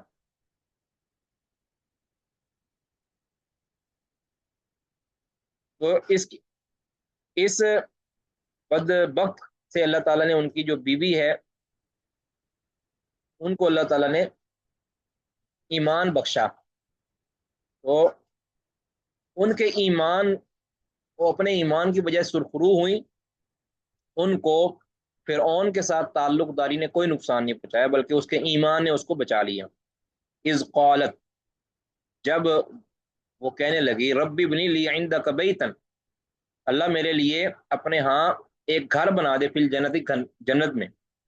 ونجینی من فرعون وعملی اور مجھے فرعون اور اس کے اعمال سے، عمل ہی اس کے کہہ لیں کہ عذاب سے یا اعمال سے مجھے نجات عطا فرما، ونجینی من القوم الظالمین اور مجھے ظالم قوم سے نجات عطا فرما۔ اصل میں ایک موقوف روایت میں آتا ہے کہ یہ ظالم فرعون اور اس کے جو حواری ہیں، یہ سیدہ آسیہ رضی اللہ تعالیٰ عنہ جو فرعون کی بیوی تھی اس کو بڑا اذیت پہنچاتے تھے، پہلے تو کہتے تھے کہ کلمہ چھوڑ دو، پھر اگر وہ نہیں چھوڑتی تھی تو پھر وہ سیدہ آسیہ وہ جو ہے نا وہ دھوپ کے اندر باندھے، سخت گرمی کے اندر دھوپ کے اندر باندھ دیتے تھے کہ یہاں یہ سورج کی روشنی کے اندر اذیت پہنچاتے تھے۔ وہ حدیث کے اندر آتا ہے موقوف روایت کے جو حکم مرفوع ہے کہ آسمان سے فرشتے اللہ تعالیٰ بھیج دیتا تھا اور وہ ان کے اوپر سایہ سایہ کر دیتے اپنے پروں کے ساتھ. تو بہرحال وہ دعا کیا کرتے تھے کہ اللہ میں ایمان تو لائی ہوں، اب میرا جینا انہوں نے مشکل کر رکھا ہے، تو اللہ میرے اپنے گھر بنا اپنے پاس، اور مجھے ان سے نجات عطا فرما، مجھے اپنے پاس بلا لے. اور یہ سنت بھی ہے، یعنی جائز ہے. اگر کوئی شخص اپنی زندگی سے مایوس ہو چکا ہو اور وہ سخت اذیت کے اندر ہو تو وہ یہ دعا کرے کہ اللہم احیینی ما کانت الحیات خیر لی وامیتنی اذا کانت الوفات خیر لی، کہ اللہ مجھے جب تک زندہ میرا رہنا بہتر ہے میرے لیے مجھے زندہ رکھ، اور جب میرا فوت ہو جانا میرے لیے بہتر ہے تو مجھے اس وقت وفات دے دے. تو اسی حوالے سے سیدہ آسیہ رضی اللہ عنہا نے یہ دعا کی تھی کہ اللہ فرعون اور اس کے عمل ہی، اس کی ان کرتوتوں سے مجھے نجات عطا فرما، اس کی ان اذیتوں سے مجھے نجات عطا فرما اور مجھے ظالم قوم سے بچا لے. آگے اللہ تعالیٰ فرماتے ہیں کہ دوسری مثال ہے وہ مریم بنت عمران اللہ تھی، اور مریم عمران کی بیٹی مریم رضی اللہ تعالی عنہ، وہ بھی بطور مثال ہیں، یعنی مومنوں کے لیے جو مثال اللہ تعالیٰ نے وہ بیان کی ہے. التی احسنت فرجہ، وہ مریم کے جس نے اپنی شرمگاہ کی حفاظت کی، یعنی لوگوں نے ان پر الزام دھرے کہ یہ ناؤز باللہ فاحشہ ہے یہودیوں نے، تو اللہ تعالیٰ گارنٹی دے رہے ہیں کہ انہوں نے اپنی شرمگاہ کی حفاظت کی ہے، وہ تو پاک دامن تھی، پاک باز تھی. تو فنفخنا فیہ من روحنا، تو ہم نے پھونکا ان کے اندر اپنی روح میں سے. روح یہ اضافت تشریفی ہے، ویسے تو اللہ تعالیٰ ہر روح اللہ کی ہی ہے، لیکن اللہ نے یہاں خاص اس کو اپنی روح کی طرف، یعنی اس سیدنا عیسیٰ علیہ السلاۃ والسلام کی روح ان کے اندر پھونک دی. ٹھیک ہے، اور ان کو حمل ہو گیا، اور حمل کے بعد اللہ تعالیٰ نے اس کو وضع کر دیا اور وہ بیٹا پیدا ہو گیا بغیر یعنی شوہر کے. اللہ تعالیٰ نے ان کو بیٹا عطا فرما دیا. اسی وجہ سے انہوں نے الزام لگایا اور انہوں نے کہا کہ یہ دیکھو کہ یہ پنگوڑے کے اندر بیٹھا ہے، یہ تم میری گواہی دے گا. فاشارت الیہ، سیدہ مریم نے اشارہ کر دیا بچے کی طرف اور بول کر انہوں نے گواہی دی کہ میں انی عبداللہ،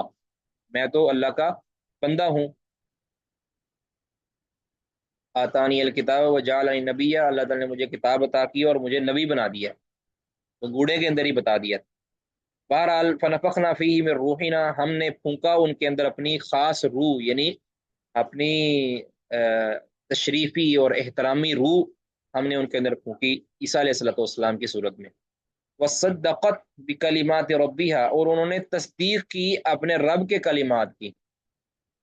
وکتبہ، اور اللہ کی کتابوں کی بھی. وکانت من القانتین، اور آپ تھیں یعنی سیدہ مریم تھیں من القانتین، فرما برداروں میں سے. ٹھیک ہے، فرما بردار تھیں. ٹھیک ہے جی، کسی کا کوئی سوال نہیں؟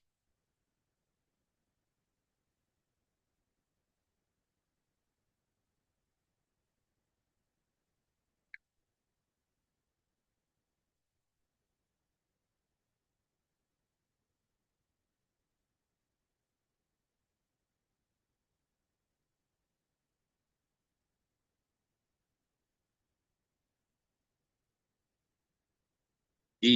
صحیح بخاری میں پڑھتے ہیں جی، کتاب اخبار الاحاد، اخبار احاد. احاد واحد کی جمع ہے. ٹھیک ہے، خبر واحد کی کسی کو تعریف آتی ہے جی؟ کون کریں خبر واحد کی تعریف؟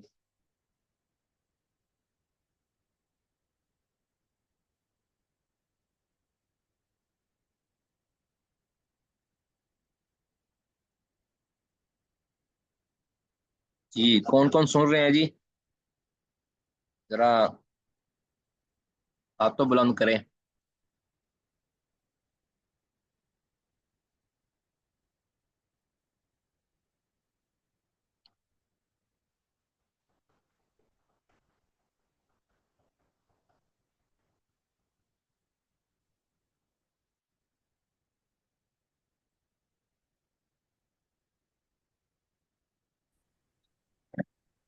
بسم اللہ الرحمن الرحیم۔ کتاب اخبار الاحاد،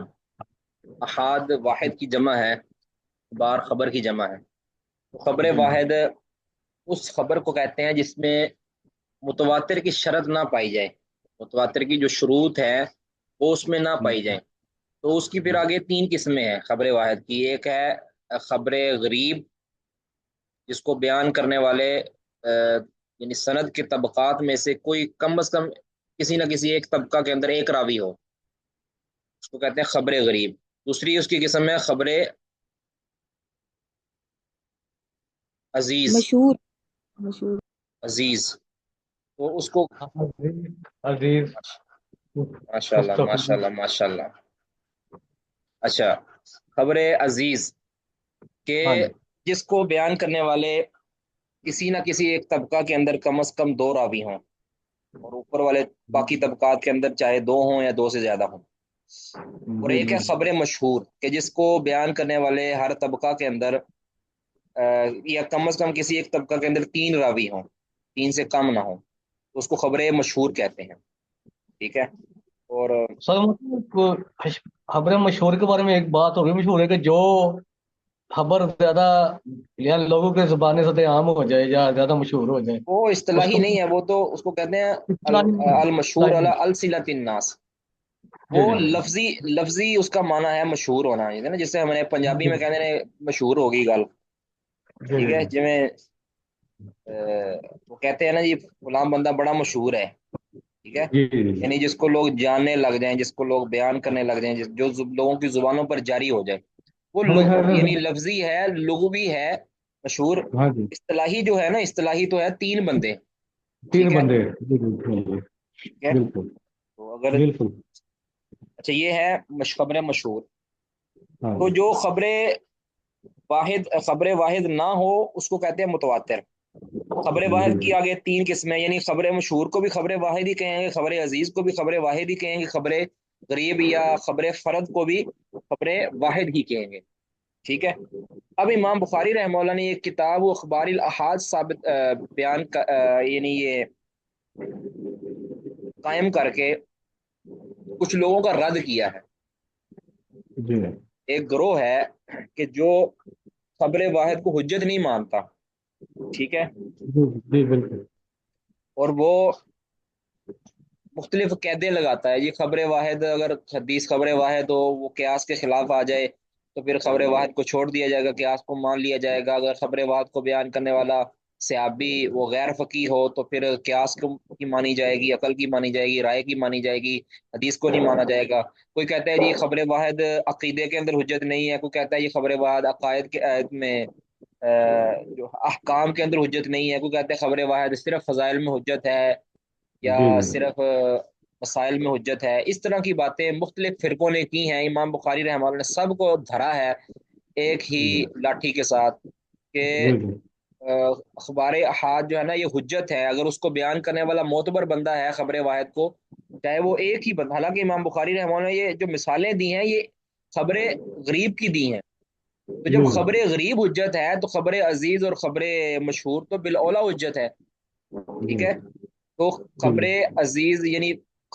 خبر عزیز اور خبر مشہور جس کو بیان کرنے والے ہر طبقہ کے اندر کم از کم دو دو بندے ہوں، وہ تو بالاولیٰ جی حجت ہے۔ بالکل. تو باقی جو ہیں خبر واحد یعنی جو خبر عزیز خبر غریب ہے، اس کو بیان کرنے والا ایک بندہ ہے، وہ بھی حجت۔ یہ سر یعنی مطلب اس اگر معاملے خبریں اکثر جو حدیثیں ہیں نا، حدیثوں ذخیرہ حدیث میں سے اکثر حدیثیں جو ہیں وہ خبر غریب ہی ہیں، یعنی خبر واحد ہی ہیں۔ اگر اس کا جی انکار بالکل. کیا جائے تو پھر حدیث کے بڑے ذخیرے کا ہمیں انکار کرنا پڑے گا۔ اور پھر رسول بالکل یہ سارے کے سارے رسول جو ہر قوم کے اندر آئے وہ ایک ہی تھا رسول، ان کی جی خبر بالکل. ہمارے لیے حجت نہیں صرف بلکہ واجب ہے ان کی خبر ماننا۔ جو آسمان ہاں سے فرشتہ تھا وہ بھی واحد ہی تھا، خبر واحد ہی ہے وہ۔ اللہ بھی خبر جی اللہ کی خبر بھی واحد ہی ہے۔ تو گویا یہ سارا سلسلہ دین کا خبر واحد، اصل اس میں چیز دیکھنی ہے کہ وہ جو خبر دینے والا ہے وہ معتبر ہے یا نہیں معتبر۔ تو کچھ لوگ ایسے ہیں کہ جو کہتے ہیں خبر واحد یہ علم ظنی کا فائدہ دیتی ہے اور خبر متواتر یہ علم یقینی کا فائدہ۔ یہ تقسیم بھی باطل ہے، یاد رکھیں محدثین کے ہاں یہ تقسیم نہیں پائی جاتی۔ ہاں یہ ضرور ہو جاتا ہے کہ ایک وہ خبر ہے کہ جس کو ایک بندہ بیان کرے، ایک وہ خبر ہے کہ جس کو 10 بندے بیان کریں، تو ان کے اندر بندے کو ذرا زیادہ تسلی ہو جاتی ہے، یعنی جس کو کہتے ہیں نا حق الیقین ہو جاتا ہے، وہ الگ بات ہے۔ لیکن ایک بندہ جو معتبر بندہ ہے وہ بیان کرے تو وہ بھی علم یقینی کا فائدہ دیتی ہے، یعنی یقینی کا مطلب کہ جس کے اوپر ایمان لانا واجب ہو جائے، یعنی اسی کا فائدہ دیتی ہے وہ بھی۔ تو یہ جو بعض اصطلاحوں کی یعنی مصطلحات کی کتابوں کے اندر یہ جو تفسیر مصطلح ہو جائے یا دیگر کتابیں جو اصول حدیث کی، اس کے اندر یہ جو بیان کی ہے نا بات کہ خبر واحد یہ علم ظنی کا فائدہ دیتی ہے، یہ بالکل باطل ہے۔ اگر علم ظنی سے مراد یہ جو گمان اور شک کی طرف اشارہ ہے تو یہ باطل ہے۔ اگر ظن سے مراد ظن غالب ہے جو کہ یقین ہی کی دوسری قسم ہے، ظن غالب جو کہ یقین ہی ہوتی ہے، اگر یہ مراد ہے تو پھر یہ بات درست ہے، ٹھیک ہے۔ تو بہرحال یہ جو لوگ یہ کہتے ہیں نا کہ خبر واحد یہ علم ظنی کا فائدہ دیتی ہے اور خبر متواتر یہ علم یقینی کا فائدہ دیتی ہے بمعنی شک اور یقین کے، تو یہ باطل تقسیم ہے۔ اگر اس کو اس معنی میں لیا جائے کہ دونوں کے یقین کی مراتب کے اندر فرق ہے کہ خبر واحد کے سے حاصل ہونے والا یقین اس کا مرتبہ ہے، وہ بھی سچ، وہ بھی حقیقت بات ہے، وہ بھی قابل عمل ہے، واجب الاتباع ہے، لیکن جو خبر متواتر سے ایک چیز ثابت ہوتی ہے اس کا جو درجہ وہ خبر واحد کے مقابلے کے اندر زیادہ ہوتا ہے، تو یہ بات درست ہے۔ جس طرح ایک مسئلہ قرآن پاک کی ایک آیت کے اندر آیا ہے، اب وہ بھی حق ہے، لیکن ایک مسئلے کو اللہ تعالیٰ نے قرآن پاک کی کئی آیات میں بیان کیا ہے، تو وہ بھی حق تو وہ دونوں ہی ہیں، لیکن دونوں کی اہمیت کے اندر، دونوں کی خبر کے اندر فرق ہو جائے گا، یعنی ایک کا اہمیت زیادہ ہوگی دوسرے کی اہمیت، ٹھیک ہے نا، ہے دونوں حق ہیں۔ یہ ایک بات اس طرح کہ نا جس طرح اللہ تعالیٰ نے بعض قرآن پاک کی آیات کے اندر قسمیں اٹھائی ہیں، خبر دی ہے قسم اٹھا کر، اب حالانکہ اللہ کی ہر خبر سچی ہے، لیکن جو قسم اٹھا کر دی ہے وہ زیادہ موقت ہو جاتی ہے، ٹھیک ہے، وہ زیادہ موقت ہو جاتی ہے۔ اسی طرح سیدنا ابراہیم علیہ الصلوۃ والسلام نے کہا تھا نا کہ اللہ مجھے دکھا تو صحیح یہ مردوں کو تو زندہ کس طرح کرے گا قیامت کے دن، تو اللہ تعالیٰ فرماتے ہیں کہ اے ابراہیم کیا تمہیں یقین نہیں ہے؟ کہا کہ بلا اللہ مجھے یقین ہے، ولیکن لیطمئن قلبی، لیکن میں اطمینان قلب چاہتا ہوں۔ اطمینان قلب تو یقین پر بھی ہوتا ہے،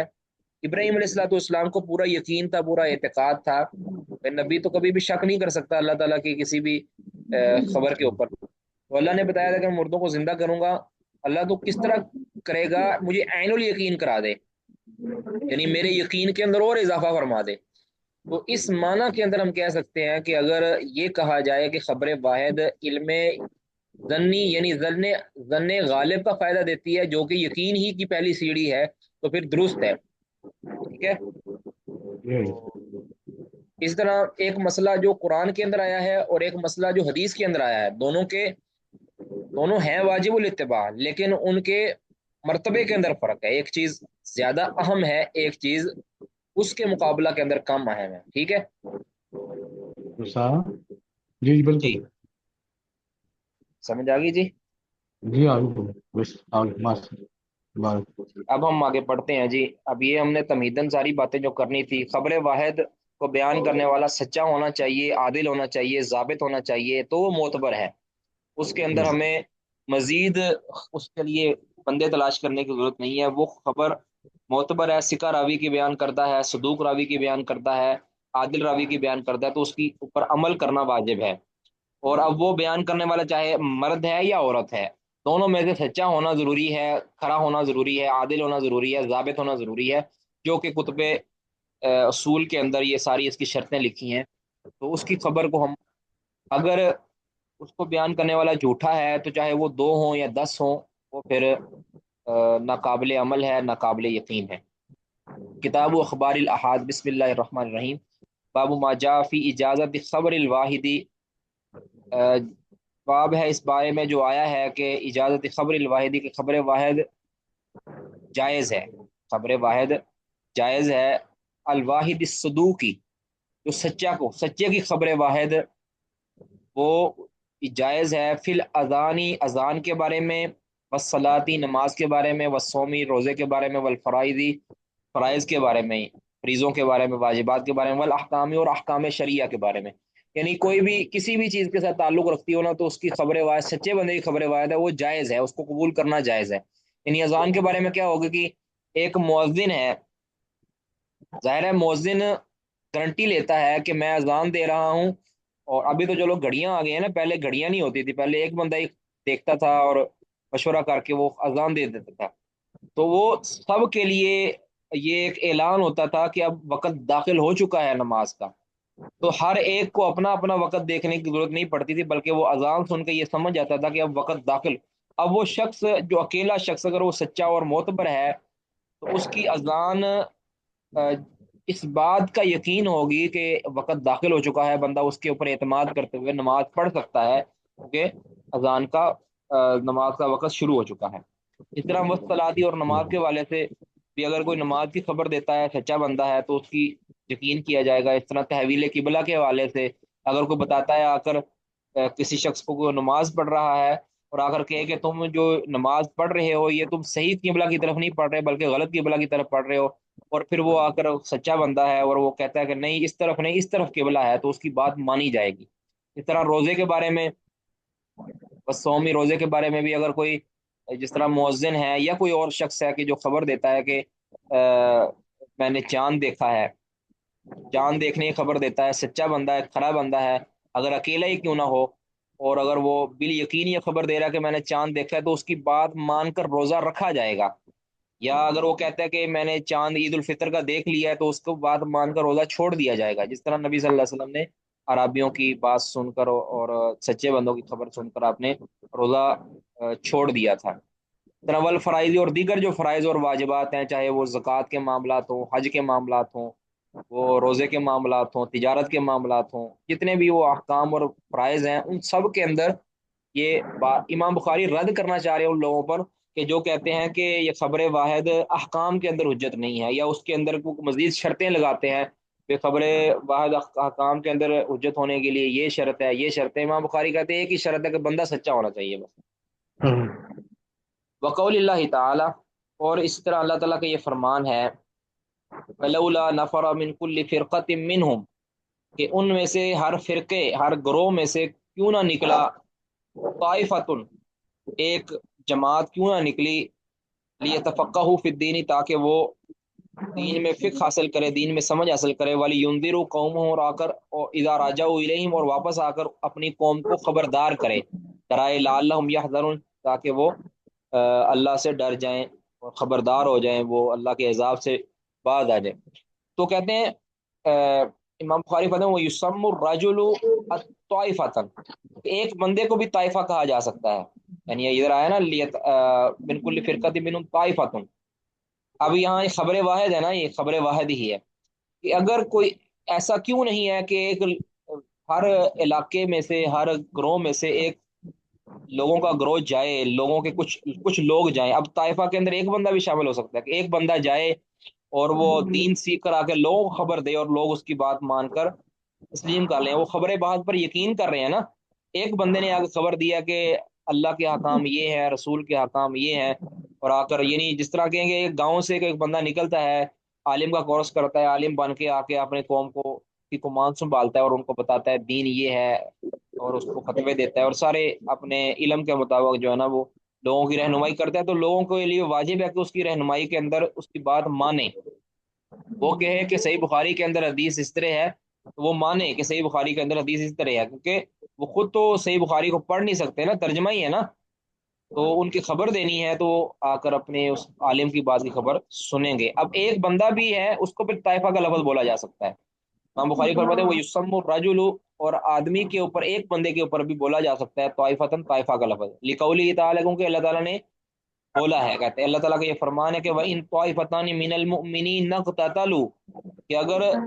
مومنوں میں سے دو بندے، یاد رکھیں دو گروہ بھی اس کا ترجمہ ہو سکتا ہے، دو بندے بھی ہو سکتا ہے، اقتتلوا وہ باہم جھگڑ پڑیں، فَأَصْلِحُوا بَيْنَهُمَا تو ان کے درمیان صلح کروا لو، کہتے ہیں فَلَوِ اقْتَتَلَ رَجُلَانِ اگر دو بندے لڑ پڑے تو داخلہ فی معنی الآیہ وہ بھی اس آیت کے معنی کے اندر داخل ہوں گے۔ کیا مطلب؟ کہ اللہ تعالیٰ نے ویسے دو گروہوں کا ذکر کیا کہ دو گروہ لڑ پڑے تو ان کے درمیان صلح کرواؤ، تو امام بخاری فرماتے ہیں اگر دو بندے بھی لڑ پڑے تو ان کے درمیان بھی صلح کرانے کا حکم ہے۔ اس آیت کے معنی کے اندر یہ بھی داخل ہے، تو گویا طائفہ کا اطلاق ایک بندے پر بھی ہو جاتا ہے، ٹھیک ہے۔ تو امام بخاری یہ ثابت کرنا چاہ رہے ہیں کہ یہ جو سورۃ توبہ کے اوپر والی آیت ہے نا، فلولا نفر من کل فرقۃ منهم طائفۃ لیتفقهوا، یہ دلیل ہے کہ خبر واحد حجت ہے، کیونکہ خبر واحد ایک بندے نے یا دو یا تین بندوں نے خبر جو دینی ہے واپس آ کے ان کے اوپر ان کی وَلِيُنذِرُوا قَوْمَهُمْ، ان کو ڈرنے کا حکم دیا گیا ہے، ان کو ڈرانے کی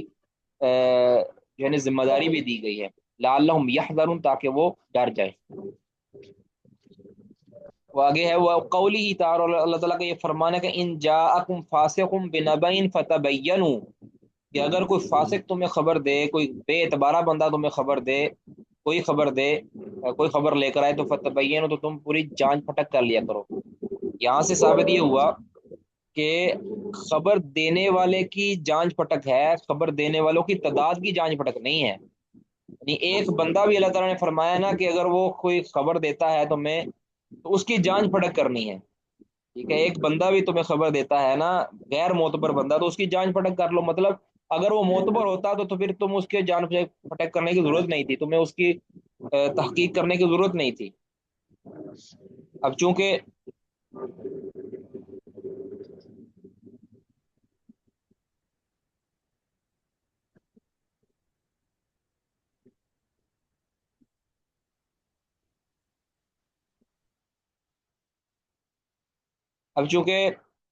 یہ فاسق ہے اور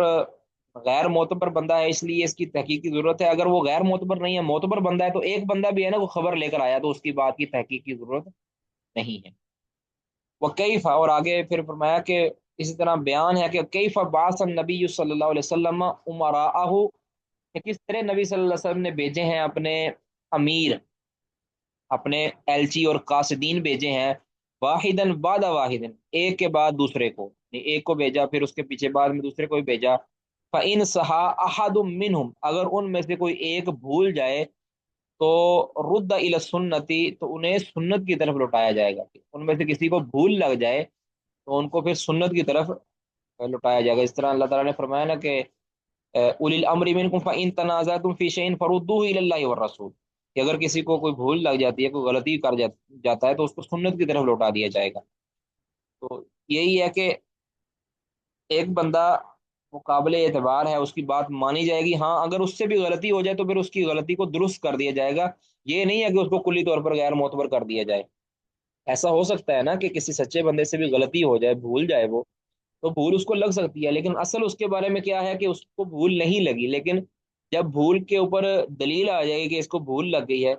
یہ ایسے ہی ہے نا کہ جیسے کوئی سکہ راوی روایت بیان کرے تو اس کی روایت معتبر ہوتی ہے، قابل قبول ہوتی ہے، لیکن بسا اوقات سکہ کو بھی غلطی لگ جاتی ہے، پھر ہم کہیں گے کہ یہاں جہاں پہ اس کو غلطی لگی ہے یہاں اس کو چھوڑ دیا جائے گا، باقی جہاں پہ اس کو غلطی کی کوئی دلیل نہیں آئی وہاں پہ اس کو قبول کر لیا جائے گا۔ تو خبر واحد، ہر سچے بندے کی خبر واحد قابل قبول ہے، الا کہ اس سے غلطی کا صدور ہو جائے یا غلطی اس کی واضح ہو جائے، تو پھر جہاں غلطی واضح ہوگی وہاں اس کو چھوڑ دیا جائے گا، باقی جگہ پہ اس کو مان لیا جائے گا۔ اب آگے میں پڑھتا ہوں حدیثیں، یہ ساری آگے پھر جو میں نے پہلے خلاصہ بیان کر دیا آپ کے سامنے، آگے صرف اب حدیثوں کی ہم نے قرات کرنی ہے، اس کا ترجمہ کرنا ہے، معاملہ بالکل واضح ہے انشاءاللہ۔ کسی کو یہاں تک کوئی سوال ہے تو وہ کر لے تاکہ پھر میں آگے حدیثیں پڑھ لوں۔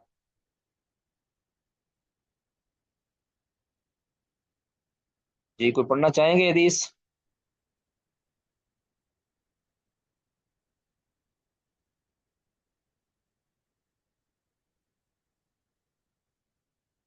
حدثنا محمد بن المثنى، جی پڑھیں گے۔ حدثنا محمد بن المثنى حدثنا عبد الوهاب حدثنا ایوب یہ عن اس ابی کے ساتھ قلابۃ۔ کالا لگایا، اس کے ساتھ کالا لگایا کریں، قال حدثنا محمد بن المثنى قال حدثنا عبد الوهاب، ٹھیک ہے، سب کے ساتھ ہی جی سب کے ساتھ، سوری شروع میں لگانا ہوتا ہے نا، قال حدثنا محمد بن ساروں کے المثنى، ہاں شروع میں لگانا۔ قال حدثنا محمد بن المثنى قال حدثنا عبد الوهاب قال حدثنا ایوب عن ابي قلابة قال حدثنا مالك بن الحويرث قال اتينا النبي صلى الله عليه وسلم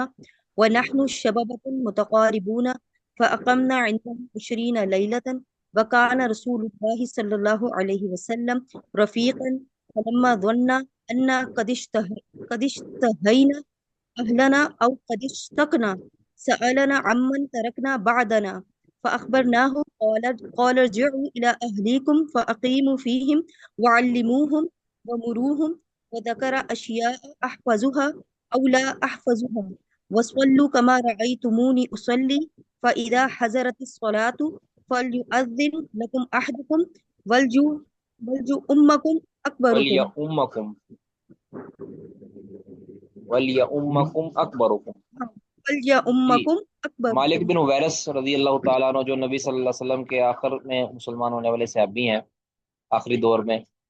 تو وہ کہتے ہیں کہ اتینا النبی صلی اللہ علیہ وسلم، ہم نبی صلی اللہ علیہ وسلم کی خدمت میں حاضر ہوئے، یعنی دور علاقے سے ہم نبی صلی اللہ علیہ وسلم کے پاس آئے تھے، تو ایک وفد کی صورت کے اندر۔ تو وَنَحْنُ شَبَابَةٌ، ہم جوان، یعنی سارے ہم جوان تھے، ٹھیک ہے، تو متقاربون اور قریب قریب عمر کے تھے، یعنی ہم تقریباً ہم عمر تھے سارے، اور تھے بھی جوان سارے۔ فَأَقَمْنَا عِنْدَهُ، ہم نبی صلی اللہ علیہ وسلم کے پاس ٹھہرے 20 لیلتاً، 20 دن تک، 20 راتوں تک نبی صلی اللہ علیہ وسلم کے پاس ہم نے قیام کیا، دین سیکھنے کے لیے، آپ سے مسائل پوچھنے کے لیے۔ وکانا رسول اللہ، اب دیکھیں 20 دن تک ٹھہرے، ہم جوان بندے تھے اور ہماری گھر میں بیویاں بھی تھی، تو شوق ظاہر ہے پیدا ہو جاتا ہے۔ تو وکانا رسول اللہ صلی اللہ علیہ وسلم رفیقا، نبی صلی اللہ علیہ وسلم بڑے نرم مزاج تھے، رفیق تھے، نرم دل تھے۔ فلما ظن، جب نبی صلی اللہ علیہ وسلم نے یہ محسوس کیا نا، ان انا قد اشتہینا اہلنا، کہ ہمیں شوق لائق ہو گیا ہے، ہم رغبت رکھنے لگے ہیں اپنے گھر والوں کی طرف، یعنی ہمارا دل کرنے لگا کہ ہم اپنے گھر والوں کی طرف واپس چلے جائیں، او یا یہ فرمایا قد اشتقنا، کہ ہم شوق ہمیں پیدا ہو گیا اپنے گھر والوں کی طرف جانے کا۔ تو نبی صلی اللہ علیہ وسلم سألنا عمن ترکنا بعدنا، تو نبی صلی اللہ علیہ وسلم نے ہم سے پوچھا عمن ترکنا، کہ کن کو تم پیچھے چھوڑ کے آئے ہو، بعدنا اپنے بعد، یعنی ہم اپنے بعد کن کو چھوڑ کر آئے ہیں پیچھے، یعنی پیچھے کس کو چھوڑ کے آئے ہیں جن کی ہم رغبت رکھ رہے ہیں۔ فاخبرنا ہوں، تو ہم نے آپ صلی اللہ علیہ وسلم کو خبر دی کہ ہم پیچھے اپنے گھر والوں کو چھوڑ کے ہیں، بیویاں بھی ہو سکتی ہیں اور ماں باپ رشتہ دار بھی ہو سکتے ہیں۔ قال، آپ صلی اللہ علیہ وسلم فرمایا ارجعوا الی اہلیکم، اپنے گھر والوں کی طرف واپس چلے جاؤ، فاقیموا فیہم، ان میں جا کے رہو، یعنی وہاں رہائش اختیار کرو، تو وعلموہم، اور ان کو تعلیم دو، یعنی جو تم نے مجھ سے سیکھا ہے 20 دنوں کے اندر، جا کر ان کو بھی سکھاؤ، ومروہم، اور ان کو پھر جا کے تم حکم دو، یعنی جو احکام میں نے تمہیں بتائے ہیں وہ سارے ان کو جا کے بتاؤ۔ وذکر اشیاء احفظها او لا احفظها، اور پھر یہ راوی نے کہتے ہیں کہ کچھ چیزوں کا ذکر کیا کہ کون کن چیزوں کا حکم دینا ہے، کہتے احفظها، کچھ کو تو میں یاد رکھ سکا، او لا احفظها، اور کچھ کو میں نہیں یاد رکھ سکا۔ تو آپ نے ایک حکم یہ بھی دیا تھا کہ وصلو کما رأیتمونی اصلی، اس طرح نماز پڑھتے رہنا جس طرح مجھے تم نے پڑھتے ہوئے دیکھا ہے، یہ جو طریقہ میرا تھا نماز پڑھنے کا اسی طرح پڑھنا۔ اب جب نبی صلی اللہ علیہ وسلم نے جو طریقہ آپ کا تھا وہ حدیث کے اندر آیا ہے، آپ رفع الیدین کیا کرتے تھے، یہ مالک بن حویرث ہی بیان کرتے ہیں، بہرحال یہ کسی اور ٹاپک ہے۔ فَإِذَا حَضَرَتِ الصَّلَاةُ، جب نماز کا وقت ہو، آپ نے پھر یہ بھی بتایا، یہ ہمارا محل شاہد ہے آگے۔ فَإِذَا حَضَرَتِ الصَّلَاةُ، جب نماز کا وقت ہو، تو فَلْيُؤَذِّن لَكُمْ أَحَدُكُمْ، تو چاہیے کہ اذان دے تم میں سے کوئی ایک، فَلْيُؤَذِّن لَكُمْ، تمہارے لیے اذان دے، أَحَدُكُمْ، تم میں سے کوئی ایک۔ اب یہ اذان دینا یہ ایک ذمہ داری والا معاملہ ہے، یعنی یہ ذمہ داری قبول کرنا ہے، یہ گارنٹی لینا ہے کہ نماز کا وقت ہو چکا ہے۔ اب اس کے اوپر تسلیم کر کے، اس چیز کو تسلیم کر کے کہ اس نے اب یہ کہہ دیا ہے کہ نماز کا وقت ہو چکا ہے، وہ معتبر ہے، مؤذن معتبر ہے، اسی لیے کہا گیا نا کہ المؤذن مؤتمن یا امین یا ضامن، اس طرح کے الفاظ حدیث کے اندر آیا کہ مؤذن جو ہے یہ ذمہ دار ہے، کہ وہ بڑی ایک ذمہ داری ہے کہ ابھی تو جو لوگ نمازوں کے لیے اوقات کار آ گئے ہیں نا، ٹائم آ گیا، گھڑیاں آ گئی ہیں، اس ٹائم گھڑیاں نہیں تھی، ایک ذمہ داری اٹھانی تھی پورے غور و خوض کر کے، جانچ پٹک کر کے کہ یہ واقعی ٹائم ہو چکا ہے کہ نہیں ہو چکا، زور کا ٹائم، عصر کا ٹائم، فجر کا ٹائم، عشاء کا ٹائم، یہ ہوا ہے کہ نہیں ہوا، یہ ساری خبر رکھنا یہ ایک بڑا مشکل کام تھا. تو فلیؤذن لکم احدکم، تو تم میں سے ایک اذان دے، ولیؤمکم اکبرکم، اور تم میں سے جو بڑا ہے وہ جو ہے نا امامت کروائے. تو ویسے تو امامت کے لیے نبی صلی اللہ علیہ وسلم نے فرمایا کہ اقرأہم لکتاب اللہ، کے اللہ کی کتاب کا جو بڑا قاری ہے وہ قرات کرے، وہ امامت کروائے. اس کے بعد فرمایا کہ اگر سارے قرات میں برابر ہیں تو پھر سنت کا جو زیادہ علم رکھتا ہے وہ زیادہ، یعنی سنت سے مراد کہ جو دین کا زیادہ علم رکھتا ہے. سنت سے مراد صرف حدیث نہیں ہے، قرآن بھی اس کے اندر شامل ہوتا ہے. یعنی جو ایک تو ہے کہ قرآن کے الفاظ کو جو اچھی ادائیگی کر سکتا ہے، پہلے نمبر پہ حق اس کا ہے. دوسرے نمبر پہ جو قرآن کے اور حدیث کے علوم کو زیادہ جانتا ہے، دوسرا حق اس کا ہے. تیسرا اگر اس میں بھی سارے برابر ہیں، پہلے چیز میں برابر ہیں، دوسرے میں برابر ہیں، تو پھر جو اکبرہم، تو جو پھر بڑا ہے عمر کا، وہ امامت کروائے گا. ٹھیک ہے. تو نبی صلی اللہ علیہ وسلم نے، اب یہ چونکہ سارے نوجوان تھے اور سب کا علم تقریباً برابر تھا، تو نبی صلی اللہ علیہ وسلم نے اس لیے پھر فرمایا کہ تم سے جو بڑا ہے نا وہ امامت کروا رہا ہے، جو عمر میں تمہیں سب سے بڑا ہے وہ امامت، کیونکہ سب کا علم تو برابر ہی ہے. 20 راتیں ہی ٹھہرے ہیں نا یہاں. تو بہرحال معاملے محل شاہد کیا ہے، فَلْيُؤَذِّن لَكُمْ أَحَدُكُمْ، یہ ہے.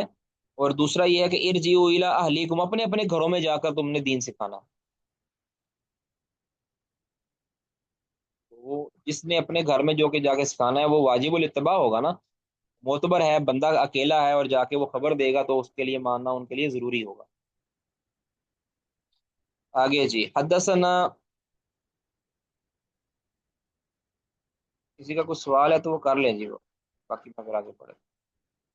حدثنا مسدد عن يحيى عن التيمي عن ابي عثمان عن ابن مسعود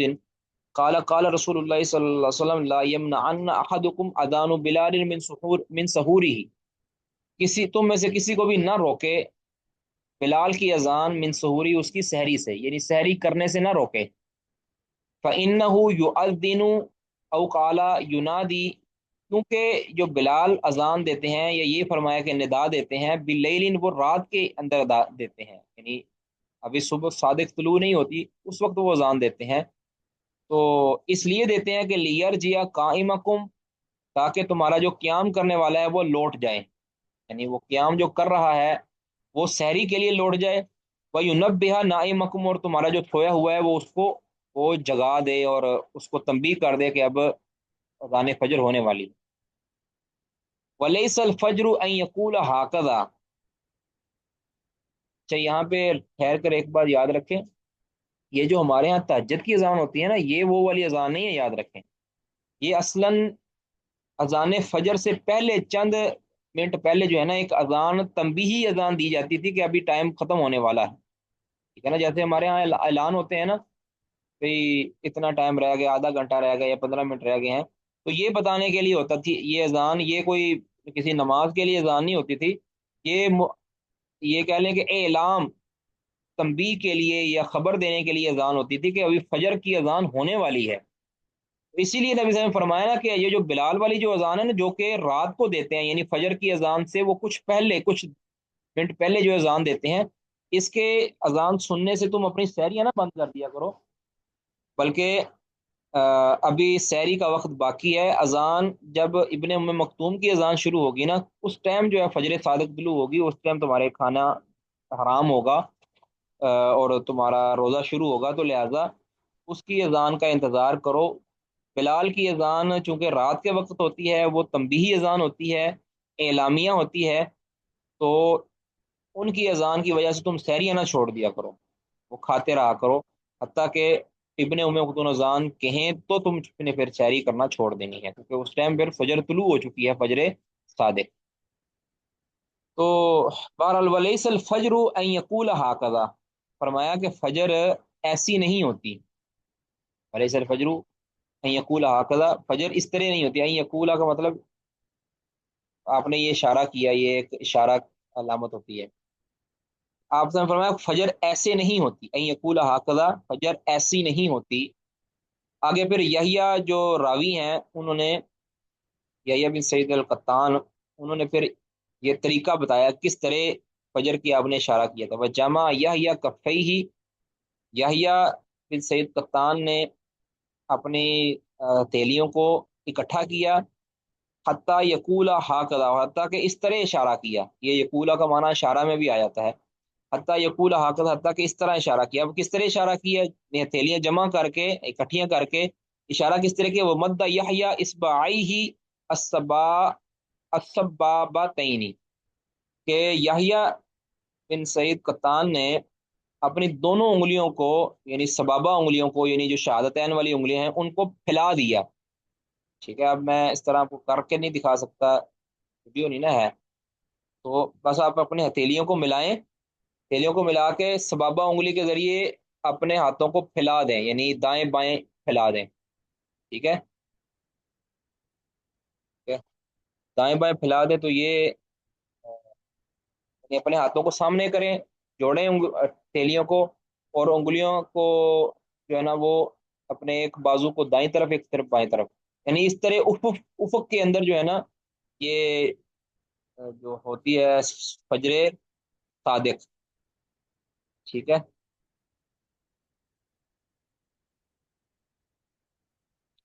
فجر کاذب یہ مستطیل نما افق کے اندر جو ہے نا یہ پھیلتی ہے. بہرحال یہ ایک اس طرح کا مسئلہ ہے کہ اس کو جو ہے نا ہم تو جو کم از کم جو گھڑیوں پہ سارا کچھ کرنے والے ہیں وہ تو جان نہیں سکتے. تو یہ کوئی ماہر فلکیات وہی بتا سکتا ہے کہ یہ کس طرح کے اشارے ہیں. حدیث میں جو اشارہ آیا ہے وہ آپ کے سامنے میں رکھتی ہے. حدثنا، پھر وہی اسی طرح کی حدیث. حدثنا موسى بن اسماعیل قال حدثنا عبد العزيز بن مسلم قال حدثنا عبد الله بن دینار قال سمعت عبد الله بن عمر رضی اللہ عنہما عن النبی صلی اللہ علیہ وسلم قال ان بلال ینادی بلیل، کہ بلال تو رات کی اذان دیتے ہیں. فکلوا واشربوا، آپ کھاتے پیتے رہو. حتیٰ ینادی ابن ام مکتوم، حتیٰ کہ ابن ام مکتوم اذان دے دیں،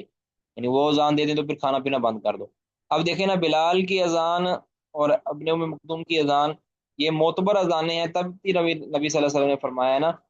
کہ ابن ام مکتوم کی اذان کے بعد تم کھانا پینا چھوڑ دو، کیونکہ وہ معتبر آدمی ہیں وہ بھی، اور بلال بھی معتبر آدمی ہے، اگرچہ وہ ان کی اذان پہلے ہوتی ہے. ٹھیک ہے، تو ابن ام مکتوم کی اذان تمہارے لیے ایک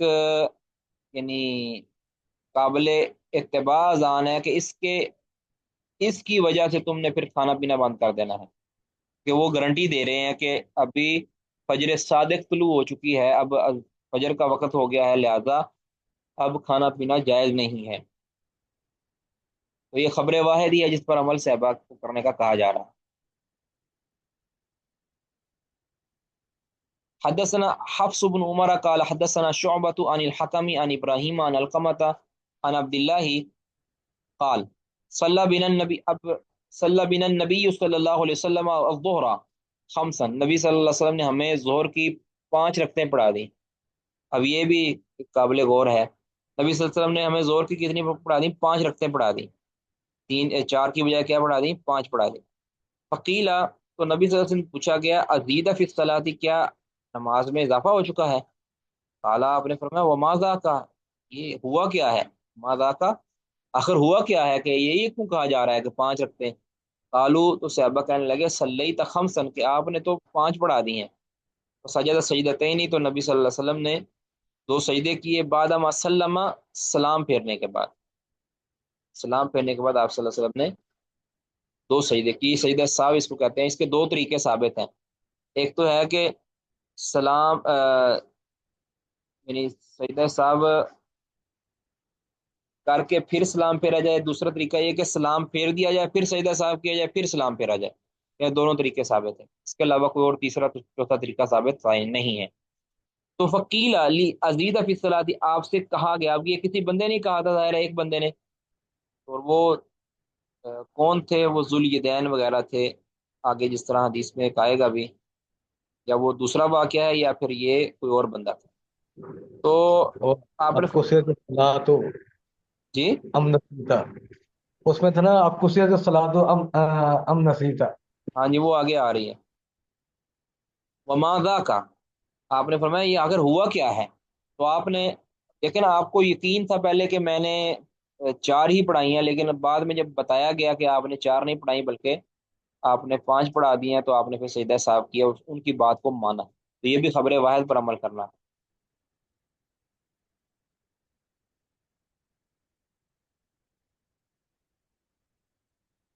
حدثنا اسماعیل قال حدثني مالک ان ایوب عن محمد عن ابی ہریرہ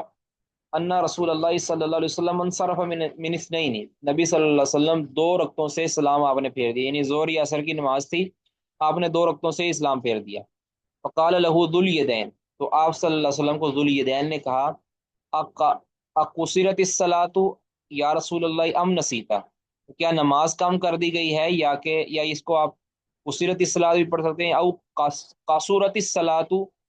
یا رسول اللہ ام نسیتا، کہ اللہ کے رسول نماز کم ہو گئی آپ بھول گئے ہیں۔ فقال، آپ نے فرمایا الصادق ذو الیدین، کیا ذو الیدین سچ کہہ رہا ہے۔ اب کچھ لوگ جو خبر واحد کو حجت نہیں نہ سمجھتے، وہ کہتے ہیں کہ دیکھو جی نبی صلی اللہ علیہ وسلم نے بات ہی نہیں مانی ذو الیدین کی، اصلاً کیا تھا، اس کو بھی ذرا سمجھیں۔ یہ کوئی اعتراض کر سکتا ہے نا کہ آپ نے تو ذو الیدین کی بات ہی نہیں مانی، آپ نے تو کہا کہ کیا ذو الیدین سچ کہہ رہا ہے، لوگوں نے پھر کہتے ہیں کہ کہا فقال الناس نام، لوگوں نے کہا کہ ہاں یہ سچ کہہ رہا ہے، تب نبی صلی اللہ علیہ وسلم نے بات مانی۔ اصل یہ تھا کہ نبی صلی اللہ علیہ وسلم کو یقین تھا کہ میں نے نماز پوری پڑھائی ہے، اب اس کے مقابلے کے اندر ذو الیدین جو ہے نا وہ کہتے ہیں کہ آپ پوچھنے لگے کہ آپ نے کیا کم کر دی ہے نماز۔ نبی صلی اللہ علیہ وسلم نے فرمایا کہ مجھے تو یقین ہے کہ میں نے پوری پڑھی ہے، اب ذو الیدین کہہ رہے ہیں کہ پوری نہیں پڑھی۔ اب اس یقین اور اس خبر واحد کے درمیان ٹکراؤ ہوا، تو نبی صلی اللہ علیہ وسلم پھر ترجیح چاہی، پھر اس کی مزید جانچ پھٹک چاہی، تو پھر آپ نے صحابہ سے پوچھ لیا۔ تو آپ کہہ سکتے ہیں کہ ایک ایسی خبر، ایسی بات کہ جس کا آپ کو علم ہے، یقینی علم ہے، اس کے خلاف آپ کو خبر دیتا ہے، کوئی حدیث بیان کرتا ہے، تو آپ اس کی جانچ پھٹک کر لیں، چٹ سے اس کو قبول نہیں کریں، کیونکہ ایک چیز آلریڈی آپ کے پاس یقینی طور پر موجود ہے اور اس کے اپوزٹ آپ کو کوئی ایسی خبر مل رہی ہے کہ جس کے اوپر ابھی آپ کو یقین حاصل نہیں ہوا، تو اس کی جانچ پھٹک کر لی جائے کہ یہ واقعی بیان کرنے والا معتبر تو ہے ہی ہے، لیکن کہیں اس سے بھول تو نہیں ہو گئی۔ تو زیادہ سے زیادہ اس سے یہ ثابت ہو سکتا ہے کہ ذو الیدین کی بات کی نبی صلی اللہ علیہ وسلم نے تحقیق کی ہے، یعنی تحقیق اس معنی میں نہیں کی کہ ذو الیدین کے اوپر آپ نے اعتماد نہیں کیا، اس معنی میں کی ہے کہ مجھے تو یقین ہے کہ میں نے پوری پڑھی ہے، اب کیا یہ ذو الیدین کی جو بات ہے کیا یہ میری بات کے اوپر ترجیح رکھتی ہے یا نہیں رکھتی، تو نبی صلی اللہ علیہ وسلم نے اس لیے پھر صحابہ سے گواہی مانگ لی کہ ذو الیدین کی بات صحیح ہے یا میری بات صحیح ہے، یعنی میرا جو یقین یہ درست ہے یا کہ ذو الیدین کی بات صحیح ہے۔ تو لوگوں نے کہا کہ اللہ کے رسول ذو الیدین کی بات صحیح ہے، واقعی نماز آپ نے کم کر دی۔ تو آپ نے پھر فقام رسول اللہ صلی اللہ علیہ وسلم فصلی رکعتین، پھر رسول اللہ صلی اللہ علیہ وسلم کھڑے ہوئے اور آپ نے 2 رکعتیں پڑھائیں، اخری یعنی باقی 2، ثم سلم پھر سلام پھیرا، ثم کبر پھر اللہ اکبر کہا، ثم سجدہ پھر سجدہ کیا، مثل سجودی ہی او اطوالا، پہلے سجدے کی طرح ہی کیا یا پھر اس سے تھوڑا لمبا کر دیا، ثم رفع پھر سر اٹھایا، ثم کبر پھر اللہ اکبر کہہ کے سجدے میں گئے، فسجد مثل سجودی، پھر اپنے پہلے سجدے کی طرح سجدہ کر دیا، ثم رفع پھر سر اٹھایا، اور باقی حدیثوں کے اندر آیا کہ پھر سلام پھیر دیا، یہاں پہ اس کا ذکر نہیں ہے لیکن باقی حدیثوں کے اندر اس کا ذکر موجود ہے۔ تو اب نبی صلی اللہ علیہ وسلم نے ذو الیدین کی خبر پر اعتماد کرتے ہوئے اس کو ترجیح دے دی، تو یہ دلیل ہے کہ خبر واحد پر عمل کرنا درست ہے۔ بے ایک اور شک، خبر واحد جی، میں نے کہا بے شک استاد محترم ہاں، دلیل ہے۔ اب اگلی حدیث جی، یہ بھی ایک دلیل ہے خبر واحد، جو آپ نے مشہور حدیث ہے تحویل قبلہ والی، کہ صحابہ کرام رضوان اللہ علیہ مجمعین نے قبلے کو تبدیل کر لیا تھا ایک گواہی کو سن کر۔ حدثنا اسماعیل قال حدثني مالک عن عبد الله بن دینار عن عبد الله بن عمر قال بین الناس بقباء فی صلاة الصبح، کہ ایک وقت کا ذکر ہے یا اس دوران کے لوگ قباء کے اندر تھے، قباء بستی ہے مدینہ سے کچھ فاصلے پر، فی صلاة الصبح فجر کی نماز میں، فجر کی نماز پڑھ رہے تھے قباء بستی کے اندر،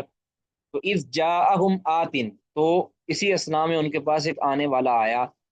فقال، اور انہوں نے کہا کہ ان رسول اللہ صلی اللہ علیہ وسلم قد انزل علیہ اللیلۃ قرآن، بے شک نبی صلی اللہ علیہ وسلم پر گزشتہ رات قرآن نازل ہوا ہے. قد انزل علیہ اللیلۃ قرآن، نبی صلی اللہ علیہ وسلم پر گزشتہ رات قرآن نازل ہوا ہے. وقد امروا، وقد امیرا، اور آپ صلی اللہ علیہ وسلم کو حکم دیا گیا ہے کہ ان یستقبل الکعبہ، تاکہ وہ کعبہ کی طرف منہ کر لیں. یعنی آپ کی خواہش تھی نا کہ میں کعبہ کی طرف منہ کر کے نماز پڑھوں، پہلے آپ بیت المقدس کی طرف منہ کر کے نماز پڑھتے تھے. تو قرآن نے کہہ دیا کہ آپ اس طرف منہ، ولا نولینہ قبلۃ ترضاها، کہ آپ جس طرف پھرنا چاہتے تھے ہم آپ کو پھیر دیں گے. تو وقد عمیرہ کہنے لگا کہ نبی صلی اللہ علیہ وسلم کو حکم دے دیا گیا ہے کہ یستقبل الکعبہ، تاکہ کعبہ کی طرف منہ کر لیں. تو لہٰذا تم نماز پڑھ رہے ہو نا قبا کے اندر، فاستقبلوها، تم بھی قبلہ کی طرف منہ کر لو. ٹھیک ہے. اب وہاں اس وقت تو وہ قبا کے اندر نماز پڑھ رہے تھے بیت المقدس کی طرف منہ کر کے، کیونکہ پہلا حکم یہی تھا. ابھی ان کو خبر نہیں پہنچی تھی اس حکم کی تبدیلی کی، حالانکہ ایک رات پہلے ہی وہ حکم تبدیل کر دیا گیا تھا. تو وکانت وجوہہم الی الشام، اس وقت ان کے چہرے کس طرف تھے؟ شام کی طرف تھے. جب ان کو یہ حکم دیا نا فاستقبلوها، اس ٹائم ان کے چہرے شام کی طرف یعنی بیت المقدس کی طرف تھے. تو فاستداروا الی الکعبہ، تو اسی دوران وہ کعبہ کی طرف پھر گئے. ٹھیک ہے. ایک تو یہ ہے کہ فجر کے بارے میں یہ قبا کی بستی کی خبر ہے. آگے ایک دوسری خبر بھی آ رہی ہے، اس کو بھی اکٹھا ہی پڑھ لیں تاکہ مسئلہ اکٹھا ہو جائے. حال حدثنا یحییٰ قال حدثنا وکیع عن اسرائیل عن ابی اسحاق عن البراء قال لما قدم رسول اللہ صلی اللہ علیہ وسلم المدینہ، نبی صلی اللہ علیہ وسلم جب مدینہ میں تشریف لائے تو صلی نحو بیت المقدس 16 او 17 شہر، نبی صلی اللہ علیہ وسلم بیت المقدس کی طرف منہ کر کے نماز پڑھتے رہے 16 مہینے تک یا 17 مہینے تک. وکان یحب، اور آپ کو پسند یہ تھا، آپ چاہتے یہ تھے کہ ان یوجہ الی الکعبہ، کہ آپ کی کعبہ کی طرف رخ کر دیا جائے. آپ کعبہ کی طرف منہ کر کے نماز پڑھنے کو پسند کرتے تھے، لیکن چونکہ اللہ کا حکم تھا اس لیے بیت المقدس کی طرف ہی منہ کر کے نماز پڑھتے رہے 16-17 مہینے. تو پھر چنانچہ نبی صلی اللہ علیہ وسلم کی خواہش کے مطابق فانزل اللہ تعالی، اللہ تعالیٰ نے یہ آیت نازل کر دی، قد نرى تقلب وجهك في السماء، ہم نے دیکھ لیا ہے آپ کے چہرے کو بار بار آسمان کی طرف اٹھتا ہوا پھرتا ہوا. فلنولینک قبلۃ ترضاها، ہم ضرور بے ضرور آپ کو پھیر رہے ہیں، پھیر دیں گے اس قبلہ کی طرف جس کو آپ پسند کرتے ہیں. تو اللہ تعالیٰ نے پھر فوجیہا نحو الکعبہ، تو نبی صلی اللہ علیہ وسلم کو پھیر دیا گیا کعبہ کی طرف. وصلی معہ رجل العصر، اور اب یہ جو ہے نا تحویل قبلہ کا حکم یہ عصر کی نماز سے پہلے ہوا تھا. تو نبی صلی اللہ علیہ وسلم نے پھر عصر کی نماز پڑھائی بیت اللہ کی طرف منہ کر کے. وصلی معہ رجل العصر، نبی صلی اللہ علیہ وسلم کے ساتھ ایک شخص نے عصر کی نماز پڑھی. ثم خرج، پھر وہ نکلا وہاں سے. فمر علی قوم من الانصار، پھر انصار کی ایک قوم کے پاس سے گزرا، کا گزر ہوا کسی بستی کے پاس سے انصار کی. فقال، اب وہ بستی والے نماز پڑھ رہے تھے اور وہ پچھلے حکم کی طرح بیت المقدس کی طرح منہ کر کے نماز پڑھ رہے تھے. فقال، اس نے کہا کہ ہوا یشہدو، کہ وہ یعنی میں شہادت دیتا ہوں کہ انہ صلی مع النبی صلی اللہ علیہ وسلم، کہ اس نے نبی صلی اللہ علیہ وسلم کے ساتھ نماز پڑھی ہے. وانہ قد وجہ الی الکعبہ، اور اس بات کی گواہی دیتا ہوں کہ وہ نبی صلی اللہ علیہ وسلم کا چہرہ کعبہ کی طرف پھیر دیا گیا، یعنی تحویل قبلہ ہو چکا ہے. تو لہٰذا میں تمہیں کہتا ہوں کہ فن حرفو، کہ تم پھر جاؤ، نہیں فن حرفو، تو وہ پھر گئے، یعنی وہ خبر سنی تو وہ پھر گئے، انہوں نے چہرہ پھیر لیا. وہم رکوع فی صلاۃ العصر، حالانکہ وہ عصر کی نماز میں رکوع کی حالت کے اندر تھے. تو انہوں نے اپنے چہرے کو، ان کو نے بھی شام کی طرف رخ کیا ہوا تھا نا پہلے، تو انہوں نے پھر اپنے چہرے کو پھیر کر کعبہ کی طرف یعنی بیت اللہ کی طرف کر دیا عصر کی نماز کے اندر رکوع کی حالت کے اندر. تو انہوں نے خبر واحد پر اعتماد کیا ہے کہ ان کو پتہ ہے کہ یہ معتبر بندہ ہے، اس نے آ کر نبی صلی اللہ علیہ وسلم کی حدیث سنائی ہے ہمیں. تو ہم نے تحویل قبلہ کے ایک اہم حکم کو ہم نے اس صحابی کے ایک خبر کی بنیاد پر ہم نے پھیر دیا. تو یہ بھی دلیل ہے کہ صحابہ کرام رضوان اللہ علیہ مجمعین خبر واحد کو حجت سمجھتے تھے کہ تحویل قبلہ جیسا ایک اہم حکم انہوں نے نبی صلی اللہ علیہ وسلم انہوں نے صحابہ کے ایک صحابی کے حکم کی وجہ سے تبدیل کر دیا. کسی کا کوئی سوال ہے جی تو کر لیں، ورنہ پھر ہم اس کو ختم کرتے ہیں انشاءاللہ.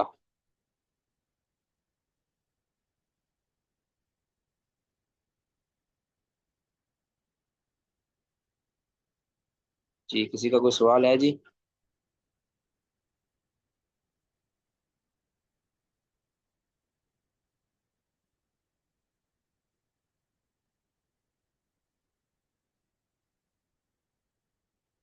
جی ٹھیک ہے جی، سبحانک اللہم و بحمدک، اشہد ان لا الہ الا انت، استغفرک و اتوب الیک۔ السلام علیکم ورحمۃ اللہ وبرکاتہ۔